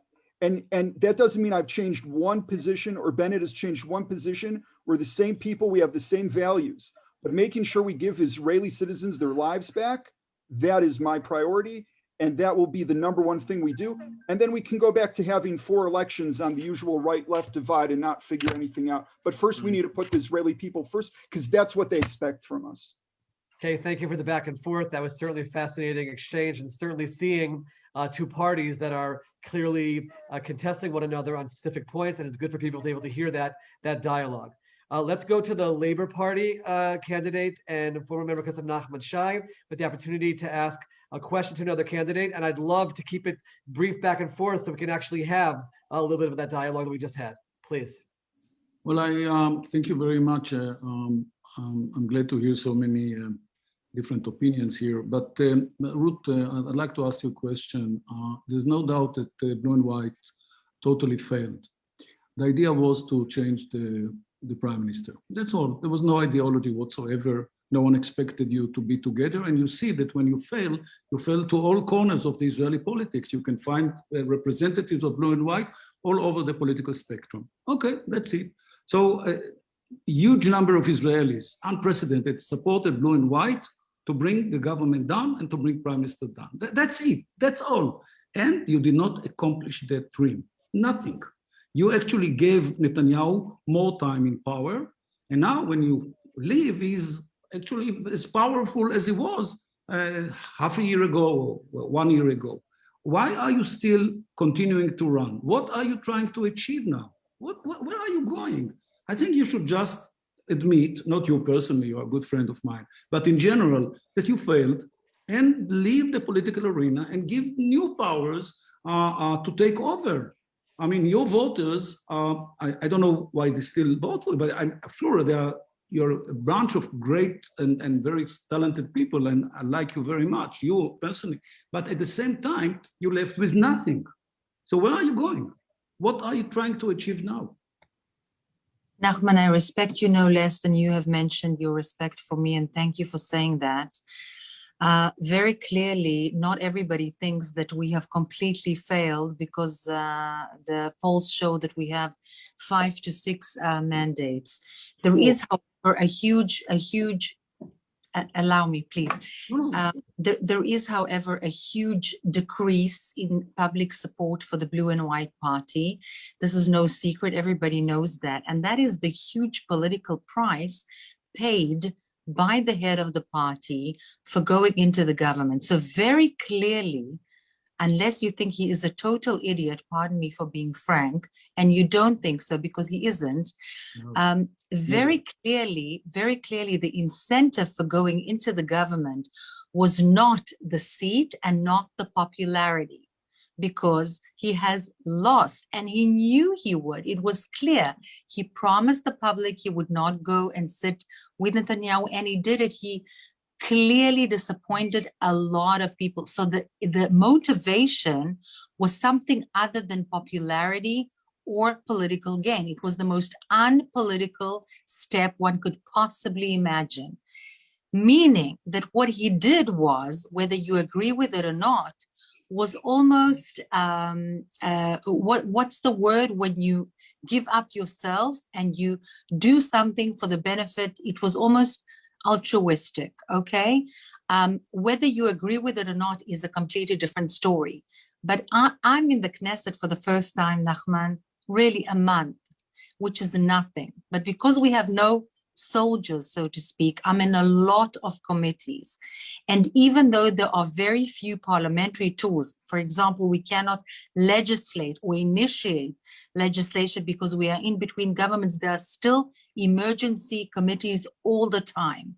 And and you know me 1 or 2 days, you know my education, you know my background. I've been to some places, I've studied some, and I care very deeply for this country. I'm looking at these committees, sitting in them, smelling them, touching them, feeling them. And I'm saying that if we were not there, God help. I mean, that's how I feel. That is how I feel. The checks and balances that we provide both for making sure that there was no what's the word of sipuach, the fact Fixation. I'll give you one more. yes, exactly, annexation. The fact that we have really stopped the Likud government, and I'm not saying all the steps by the Likud government are bad, by the way, but there were some initiatives that were horrible in terms of democratic liberal thought, and we, with our bodies, more or less, stop them.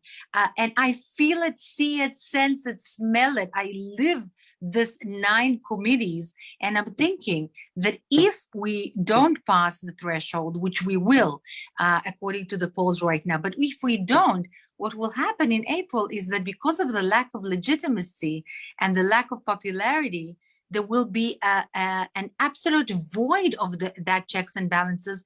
And what will happen very clearly is that in the transfer government Ruth, that will take place in April, in other words, the prime minister will still be the same prime minister, very unilateral steps with no checks and balances will continue.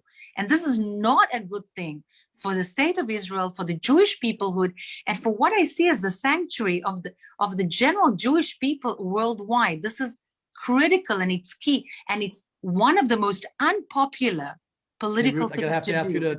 Okay, That's thank it. you so much. That's it. But that was, I think both of you were very clear and spoke very extensively in terms of where you are on that specific But issue. I love Nachman, so please, this is very important That's for me to mutual. make sure. None of it That's is personal. mutual. That's None of mutual. None of it's personal. Let's Of go to Yesh course. Atid and member of Knesset Moshe Tur-Paz and give you the opportunity to ask a question to another candidate. And again, if it's short, there can be some back and forth between you. Okay, so good evening, and I'd like to ask Yehuda Glick, who learned a few years above me in Har Etzion Yeshiva. And Yehuda, we learned at Rav Amital's Bet Midrash, and we learned Vavdem et Hager and Bakesh Shalom Verodfeu. Now I look at you and I see you as a straight, honest, honorable, law-abiding person, and you're sitting with a prime minister who has 3 bills of indictments, and he's running this last year Corona crisis very badly because of his law issues. And I can't see how a person who grew up in the same Beit Midrash like me still says that he's the best prime minister for this government. I mean, there are so many parties here, and almost all of them, except for you, feel that Netanyahu has to go home. So I'm trying to understand your point of view as a Likud member, as an honest yeshiva bocher. How can you still hold that idea? Thank you, Moshe. Kinley, Moshe, my dear friend Moshe, thank you so much for your question. And first of all, I want to start with saying that you're talking to somebody personally who was indicted with sentenced for beating up a woman, and the police had asked to put me in jail for 10 months, and eventually it turned out that 2 police officers lied, and I was totally clean after the decision. So an indictment is not a sentence, and the press is not the one who can sentence the prime minister. Do I think that Prime Minister Netanyahu is complete? No. When I see him, I see the person is devoting his life for the people of Israel. Making mistakes, okay, he's making mistakes. But when I compare that, after the Supreme Court gave him the right to run the country, and I see what he's doing when leading the economy, bringing the vaccinations, and making peace, these are the things that I expect of a prime minister. You know, the prime minister is not Rabbi Amital. The prime minister is not, he's supposed to be a leader. He's supposed to be a person who knows how to run the country. And I think decently, he is definitely not a Satan.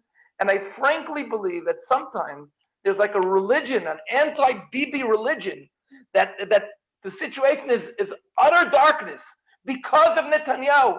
If we only move him, and I say again to you, Moshe, why a year ago, when Netanyahu offered the Yesh Atid together with Kachol Lavan, did Lapid break away so that they would not be able to be part of the responsibility? Because he didn't believe one word Netanyahu said, and Netanyahu proved Lapid was right. I mean, we don't have a yearly budget in Israel for 3 years. And you know, because you were a parliament member, that not having a budget for a country means people are dying because we can't fulfill our responsibility. And this is only because we stopped believing Netanyahu. Had you been part of the government, you see what we're saying right now are the consequences of your decision not to be in the government for 2 years. You're fighting again and again because you don't want Netanyahu. And what are the consequences? 2 years that there's not been a stable government. You had Yamina with you, you kicked him out. You had Gideon Sar, he left. Look, you're not left with anybody. I mean, except for the Haredi parties and for Simcha Rotman, you don't have anyone because you lost all your allies, and that's very hard. I used to vote Likud a few years ago. I stopped because I understood I can't believe in Netanyahu. You yourself, you're kicked out. I mean, look where you are in the party because Netanyahu doesn't want honest, strong people next to him. That's the truth. I think that can we repeat the part about Simcha Rotman, please? Moshe, one little thing I want to say. Yehuda, just 10 seconds to wrap it up. 10 seconds. You and I know that Bennett was not in the government, even though Yamina can say they want a small government of 22 because they wanted 4 seats for 8 members of Knesset. So yes, that's not true. That's not true. You cannot fill the appetite of everybody in politics. That's the way it is. And Netanyahu has been running the world, and apparently the world leaders do evaluate him very much. I want to give Simcha 15 seconds because you were brought into it. Did you want to say something? I was brought in. I would like to give Kinley the ability to say it again that we are the only party with ideology, clear ideology. Yeah, Kahanistic ideology, Simcha, but yes. Okay. Racist, please time out. Racist is also ideology, yes. He We're going to spoke bring it back. beautifully before. No need for anything else. Okay, we're going to bring it back. We're going to go to New Hope and give Sharren Haskel the opportunity to ask another candidate a question. And by the way, if you do see something that's said that you want to join in, you can certainly let it be known, and we'll give you that opportunity as well. But Sharren, the floor is yours to ask a brief question. Let's get some brief answers and some dialogue. Thank you. No, I did think of maybe replying to some things that Simcha and Jeremy said. I want to ask a question, Yehuda Glick. But I'm sure that Simcha and Jeremy might want to answer that as well, as they are the one who are meant to be assisting Bibi in building a 61-62 coalition. We'll give each of them a chance to respond as well, but go ahead, ask your question. So Yehuda, I really respect you, and I respect the person you are, and you are a true ideological person, someone honest that you can trust.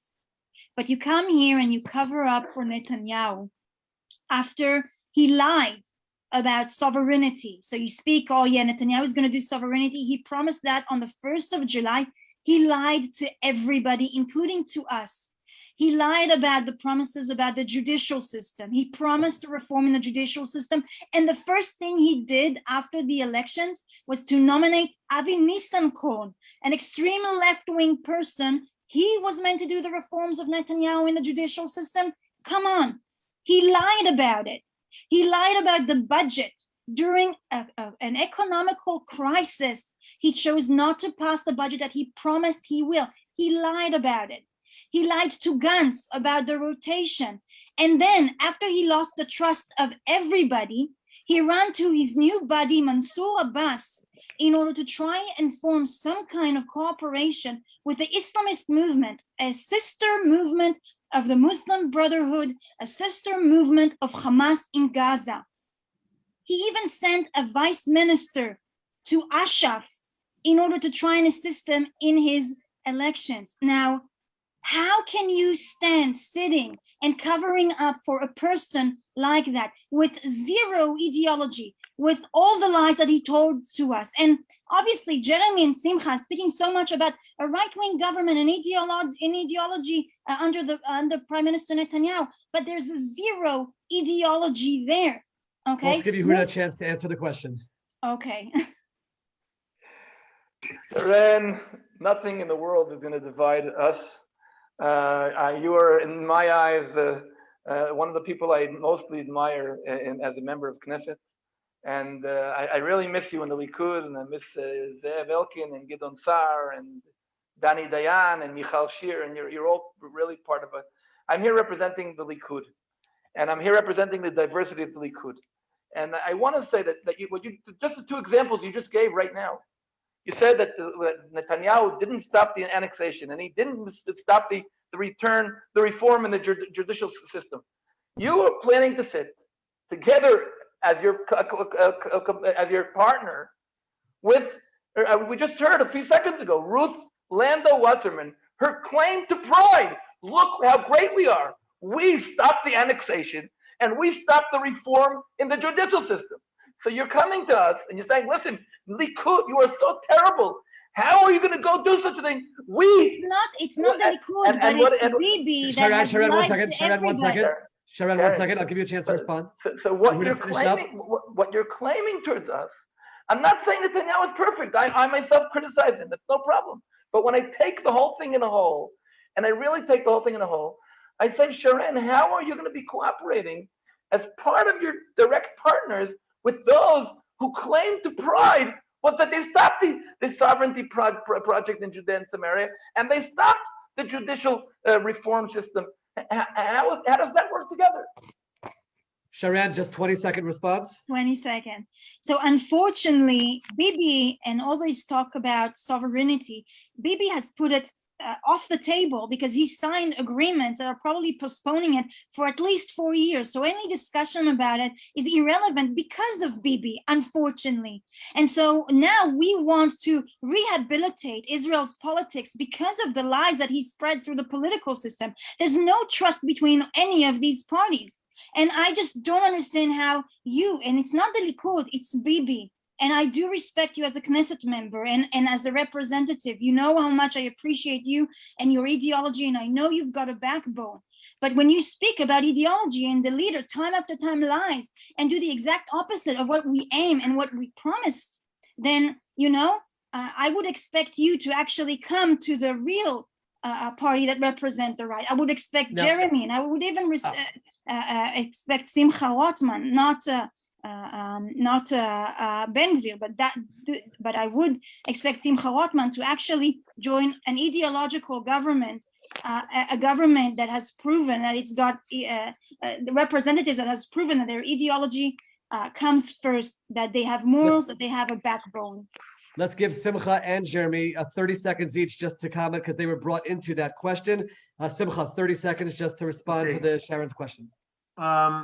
First, I have to say, we can have a lot of praise to Benjamin Netanyahu, and we have some criticism, a lot of criticism even, on his behavior. The main reason to criticize, and I think on that Jeremy will agree with me, that as a rule, Netanyahu many times chose to invite to his governments left-wing parties, preferring them over right-wing parties. It's a big criticism. I will share this criticism with Jeremy, apparently with Sharren also, although she voted for this government and we did not.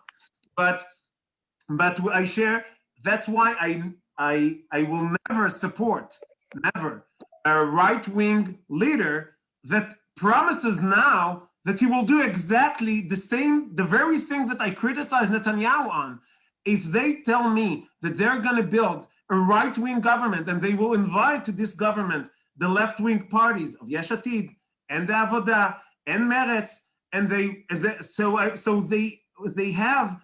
I'll get all the worst thing that Netanyahu did without the benefits. What good idea? I don't understand the question and the idea behind that.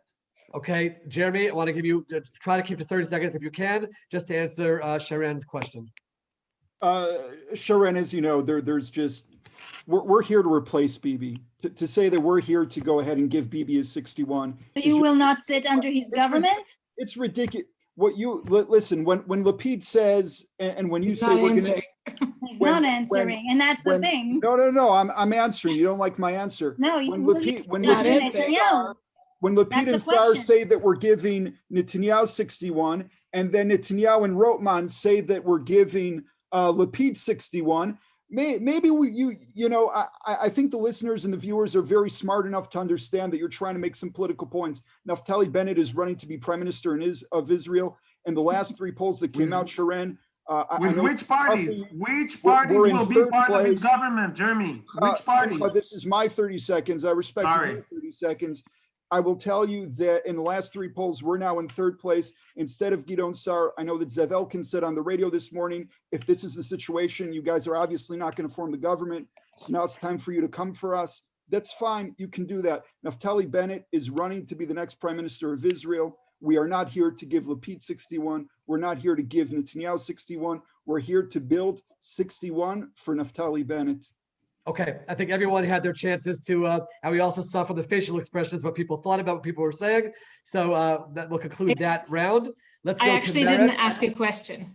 I mean that round of that question from Sharren. Oh, okay. Going now to Meretz and to Laura Wharton. You have an opportunity to ask another candidate a question. And we'd love again to have this dialogue, keeping our answers very quickly. I know that people who are watching are enjoying it as well.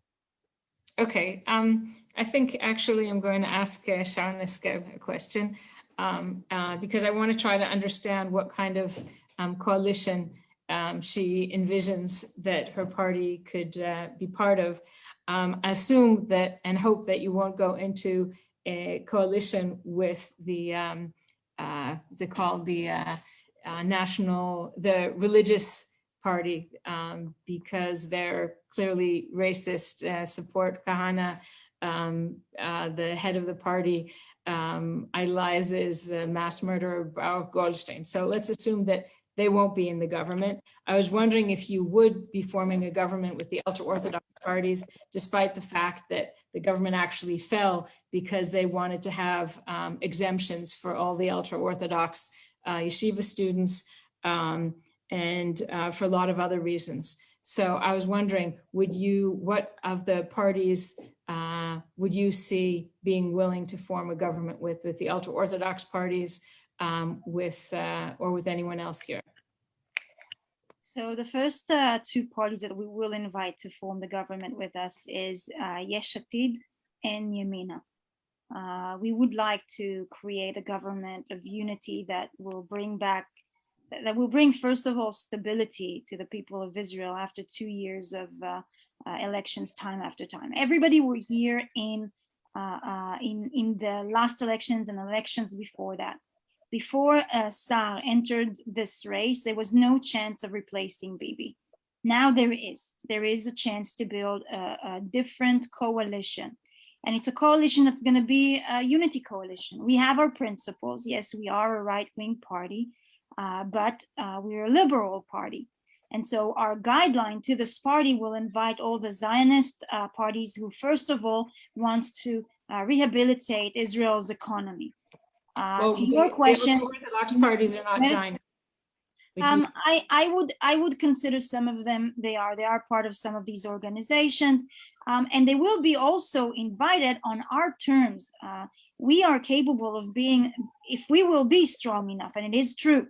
If Israelis will not vote enough for Tikva Chadasha, there is a chance we will not be able to form this government. And that's why we are on a fight to call everybody to vote for us.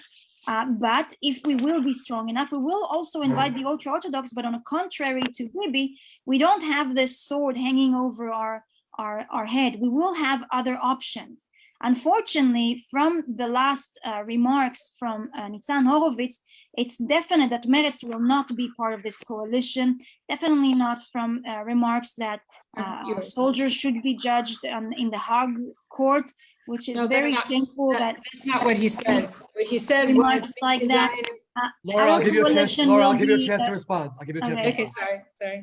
So our coalition will be a unity, a Zionist coalition that's going to concentrate on bringing Israel back to it fits on the economic side and on the healthcare side. Laura, you wanted to respond to something that I was want to said. say, first of all, about Nitzan Horowitz's comments. You apparently didn't hear what he actually said because it's been misrepresented.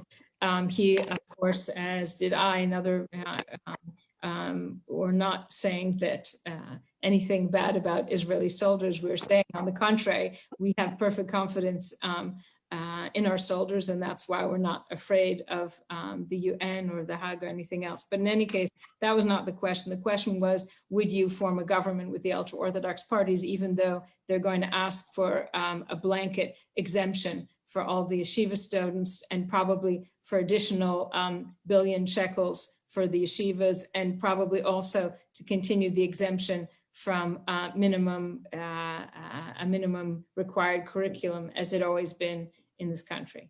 Sharren, just a So 20-second I think that response. you would As I said, we will invite it under our terms, not their terms.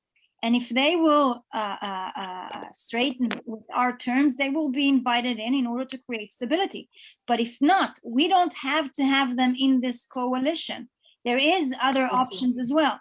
And if, with God will, we will be strong enough to form an alternative coalition to Netanyahu, I don't think that the ultra-Orthodox will prefer to sit in the opposition than to give up on some of their issues, but to negotiate a certain coalition with them on our terms. Okay, I think everyone was very clear in that back and forth. Let's go now to Yamina. Jeremy Sultan, you have opportunity to ask a question to another candidate, and let's try to have some back and forth on that as well. Sure. My question is for Kinley, but before I get to Moshe, I just wanted to, comment 1 second on what Sharren said, because she said beforehand we're going to give Netanyahu 61, but then she said we're going to be the second call after Lapid into the Gideon Sa'ar coalition. So that was just interesting for me. My question is to Moshe. I want to say, I'm a fan of the stuff you did with Torah, Neman V'Halacha, and you're talking about being a center party. You're talking about the Rambam.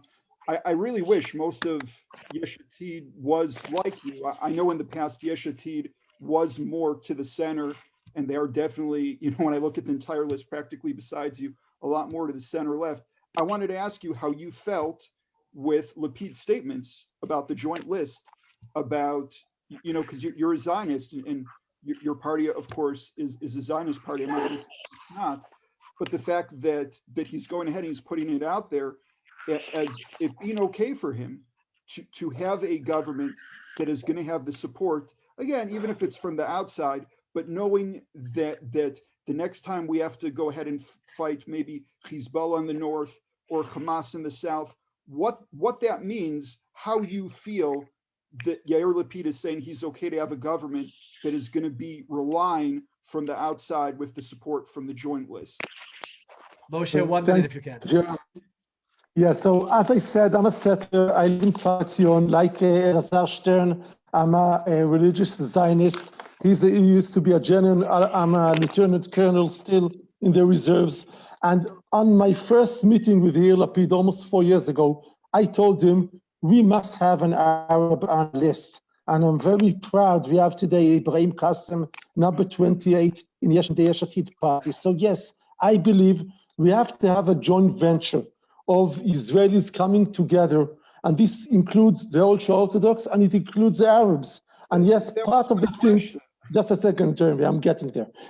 Part of the things that are said by the Mishutefet are far from my cup of tea. And yet, some of the people leading the Mishutefet are good partners. So we could find ourselves in the coming government with some part of Mishutefet with us, or at least out, as you said, from the out part of the government. And I'm saying exactly the same thing about Shas and Yadut Torah, because if you'd look at Yesh Atid at the last year, led by Yair Lapid, you'd see a much more centered and warming, bringing in wider parts of the Israeli Chevra, and that includes Arabs, and that includes, now, look, we're talking about Netanyahu, who's now negotiating with Mansour Abbas, which is something we in Yesh Atid wouldn't do.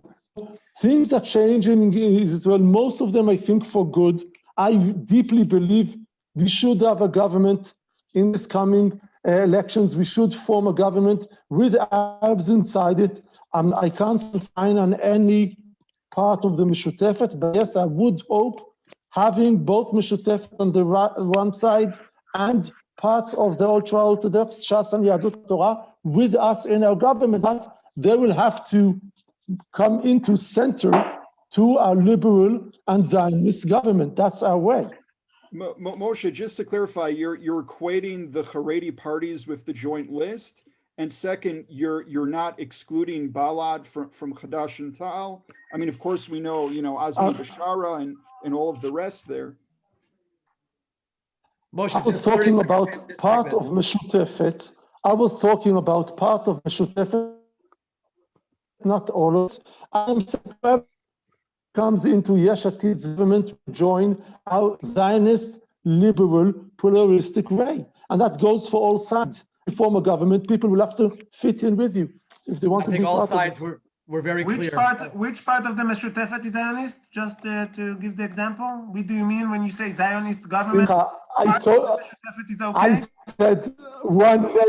said one name I won't sit with, that is Itamar Ben-Gvir, as you know very well. So he is the only one in the Knesset that is not Zionist enough for you. Ayman Uda is excellent. No, he's the only. Yazbak is excellent. Only Itamar Ben-Gvir is the problem for you. He's the only one. Simcha is the only one I mentioned. He's the only one I mentioned because he didn't serve in the army and he's been doing racist, doing racist things. So I can't sit with him. There are also MKs from other places. All generals, everyone there. I didn't say all of them. Okay. Yes. Yeah. Everyone has made their opinions very clear. Let's go to the last question for this round, and then we're going to go to 1 minute closing statements from everyone as we head towards the end. But I want to give Yehuda Glick from the Likud party the opportunity to ask another candidate a question. Thank you very much. It really is so much, very exciting to listen to all of you. You're so really doing a wonderful job. And you too, Dov, you're doing a wonderful job as moderator. It's wonderful to be part of this whole group. I want to once again go back to my dear friend Sharren Haskel, who I just so much love and admire. And I want to, sometimes what's good about human beings is that they can reconsider and they can rethink. Your criticism over Netanyahu, some of it is very justified, even though I don't always agree with it. For instance, the question about the sovereignty. Well, I want to remind you, was also prevented by the extreme right. The Meretz Yesh attacked Netanyahu and stopped it. There was a lot of issues there. But I want you to, after you take over the criticism you have about Netanyahu, you are not part of those who are part of the anti-Bibi religion. Because some of these people were anti-Bibi way before all these stories that you're talking about. Listen to some of the people that are talking in this election campaign. How much hate we see. Hate against Haredim, hate against Ben-Gvir, hate against Meshutefet, hate against Arabs. There's so much hate running around in these elections. Do you really think that Netanyahu is worse than all these people who are expressing hate? And I don't want to repeat the hate. Do you really think that you can take over? I mean, and I want to remind you that you've announced you're not going to be sitting under Lapid. You're not going to be part of Ben-Gvir, not going to be part with Meretz, not going to be part with the joint party, not with Netanyahu. So you, Tikva Chadasha and Bennett together are going to make the next government with Kachol Lavan as well. I mean, I really want to understand, is there any point where you can stop and say, let's rethink it? Maybe in spite of the criticism, the best thing is not to go to a fifth election, but to be part of a government where you can have some kind of influence. Sharren, just unmute and you can answer the question in 1 minute if you can. 1 minute. Okay. Yehuda, we're not speaking out of hate. We speak of from a place of a great disappointment from Netanyahu. Gideon Saar served Netanyahu 3 years when he did amazing things for Israel. But unfortunately, the Netanyahu that we see today is only a shade of the person that he was. He keeps on lying to everybody in the political sphere. How can you create a government that is not built on trust, or that you can't trust your partners? And how can you believe that a person that was so concerned about Israel's economy chose not to pass a country's budget during an economical crisis? I mean, there was red lines that were crossed that we could not agree with it anymore. And we came out in order to make that change, to change Bibi, to change Netanyahu. And we know that Sar is the only one that can do that change. No one else in the political arena can make that change. Only Gideon Sar can unite people from the right and maybe even Likud members. I hope Likud members will join this government. And people, yes, also from the left, also Yair Lapid, and maybe Blue and White, and maybe other members, to form a government that will, first of all, unite the people. I know how much the unity is important to you as a person, not just as a representative.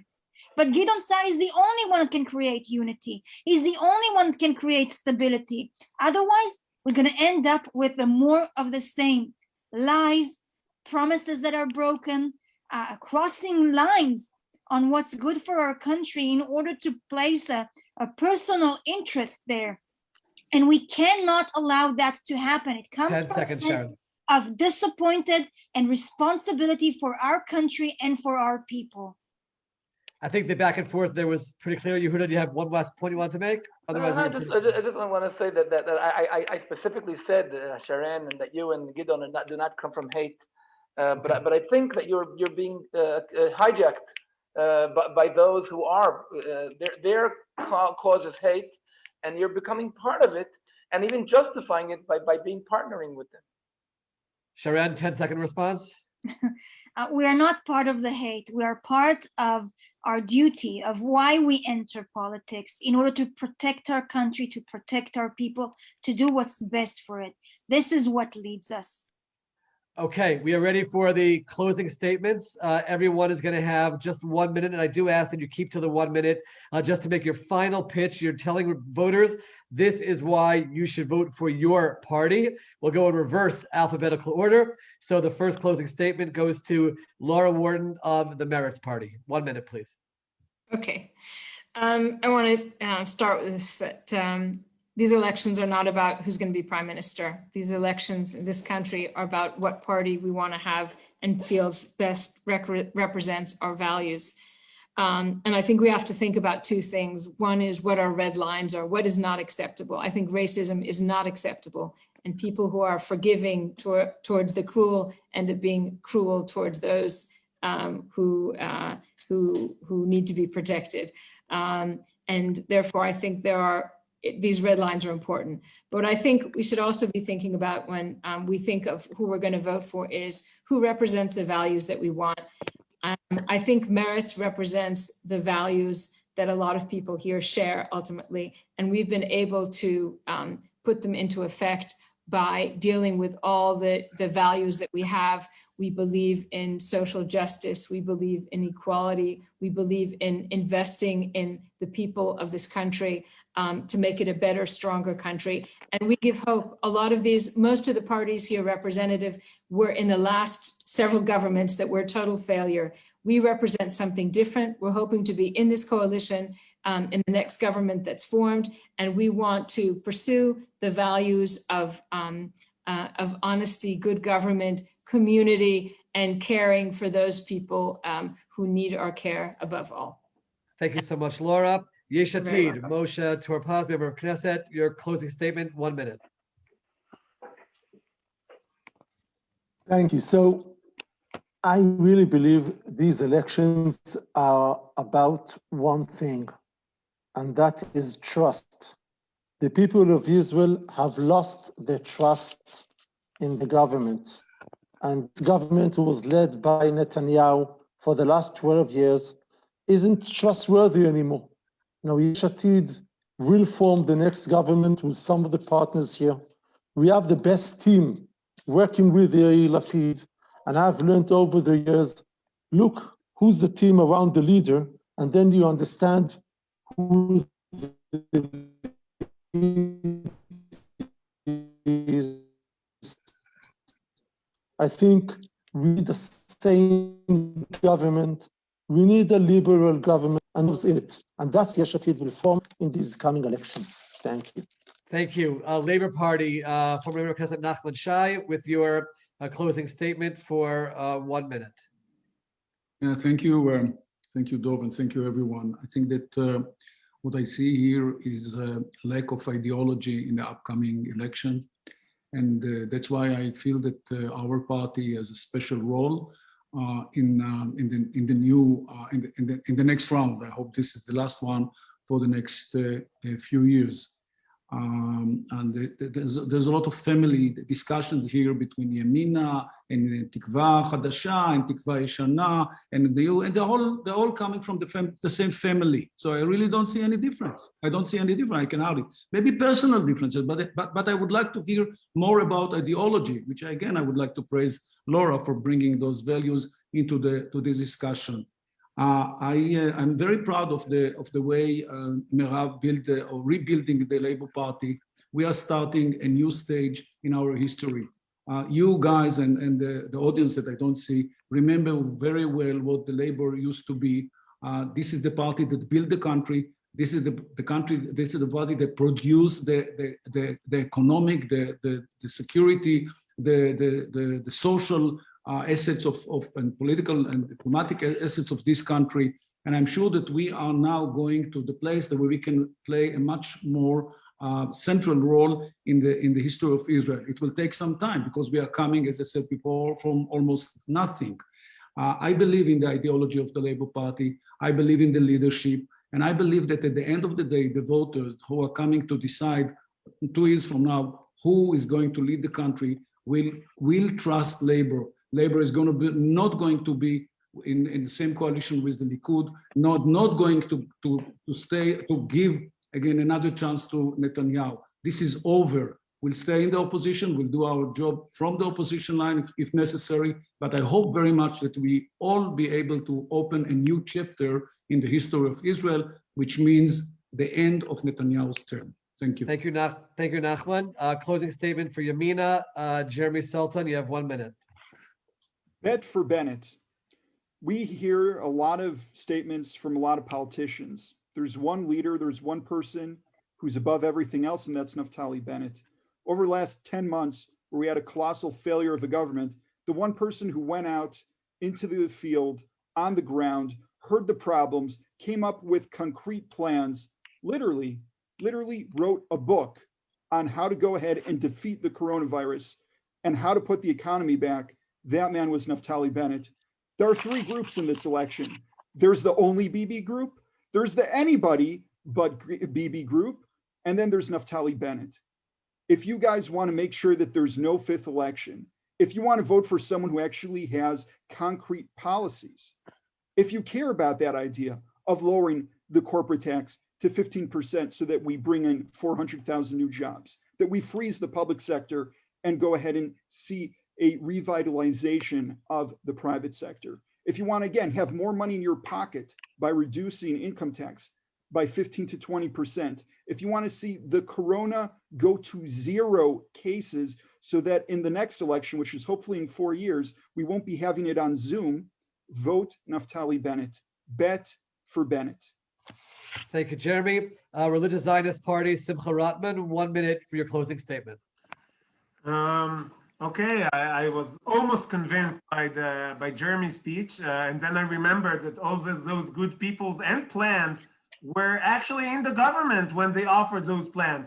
So when Naftali Bennett, who was the Minister of Education, so from 2015 to 2019, offers a plan of restart to education, I asked myself, what stopped him for 4 years from restarting education? And all those great ideas. So plans are amazing. If you don't do them, you can always keep the plan for the next election and the next election. And that's what we will have if we will try to continue the, I want to be a prime minister, or I won't sit with this, I won't sit with that. If you want ideology, if you want not to put aside your values because someone is running to sit in Balfour, or someone is running to kick someone out from Balfour, if you want the religious Zionist values of nation, state, a country, and Torah, and if you want all the things that we waited for so long to happen, to have a right-wing government, to reform the justice system and not to put it aside, to build in Judea and Samaria and not to put it aside, and to bring Jewish identity to the state of Israel, and not put that aside for anyone or for any person. Tzionut Datit is your party. Vote Tet. Thank you very much. I do want to mention that Ruth Wasserman Lande from the Blue and White Party had to leave a little bit earlier, but we certainly thank her for her participation. Closing statement from New Hope, former member Knesset Sharren Haskel. You have 1 minute. Sharren, just take yourself off mute. You'll have to continue and say it every time. First of all, thank you so much, Dov, for this very interesting panel. I'm sure everybody really enjoyed it. Look, we are in a battle at the moment in order to receive as many votes from Israelis. Our goal is to bring back stability to Israel after 2 years of elections after elections. There's a chance to end it. And Gideon Sa'ar is the only one that can replace the current failed government who didn't know how to manage our economy, who didn't know how to manage the health crisis. But we need a strong Tikva Chadasha in order to do that. And I'm saying that with a lot of concern, because if Tikva Chadasha is not going to be big enough, there's two options. One option is that Bibi will continue to be the prime minister, as you've heard before, and continue with the failed policies and with promises that he will never fulfill. And the other option is that we might go into even a 5th round of elections. And unfortunately, and that's why I asked you to vote and support Tikva Chadasha. If you want to do that change, if you want to bring stability back to our life here in Israel, if you want someone that will be able to manage the economic crisis, the health crisis that we're in, vote Tikva Chadasha. Thank you so much, Sharren. In the spirit of the dialogue back and forth, before we get to Yehuda's closing statement, there was an attack on Ben's one party in the closing statements. We're giving Jeremy Sultan 10 seconds that he requested, 10 seconds to answer something that was attacked to his party. Ben, it was I a can great... attack him again if he wants extra 10 seconds. I will attack him again. No problem. Thanks. Bennett has achievements, and the thing is, we don't recycle our plans because we do stuff. The lower classrooms, the lower amount of kids per classroom, that was something Bennett said he did. He talked about the Bet Sefer Shel HaChugim, having shorter recess and being able to have more time for the parents to be able to send their kids. These are all things that he did. The restart in education is to continue the stuff that we already did during the 4 years that he was education minister. Thank you for the clarification. Former member Knesset Yehuda Glick, Likud party, the final closing statement. 1 minute, please. Wow, I really want to conclude with less politics if possible. And I think we proved tonight that we can have a civilized discussion, inclusive discussion, a dialogue without hate. And I really feel that our country today, more than anything, is striving for inclusiveness, to lower the levels of the hate among people. I'm very sad that the Haredim, the ultra-Orthodox party, were not here tonight. I'm sure they were invited. I don't know why they didn't participate, but everyone was invited. I wanted to, and that same thing, I'm so happy that Prime Minister Netanyahu just announced that he's going to have an Arab minister in the next government, and he appointed Nail Zouabi, who is I recommended in 2018. I publicly called to appoint him as a minister. I think it's time for inclusiveness.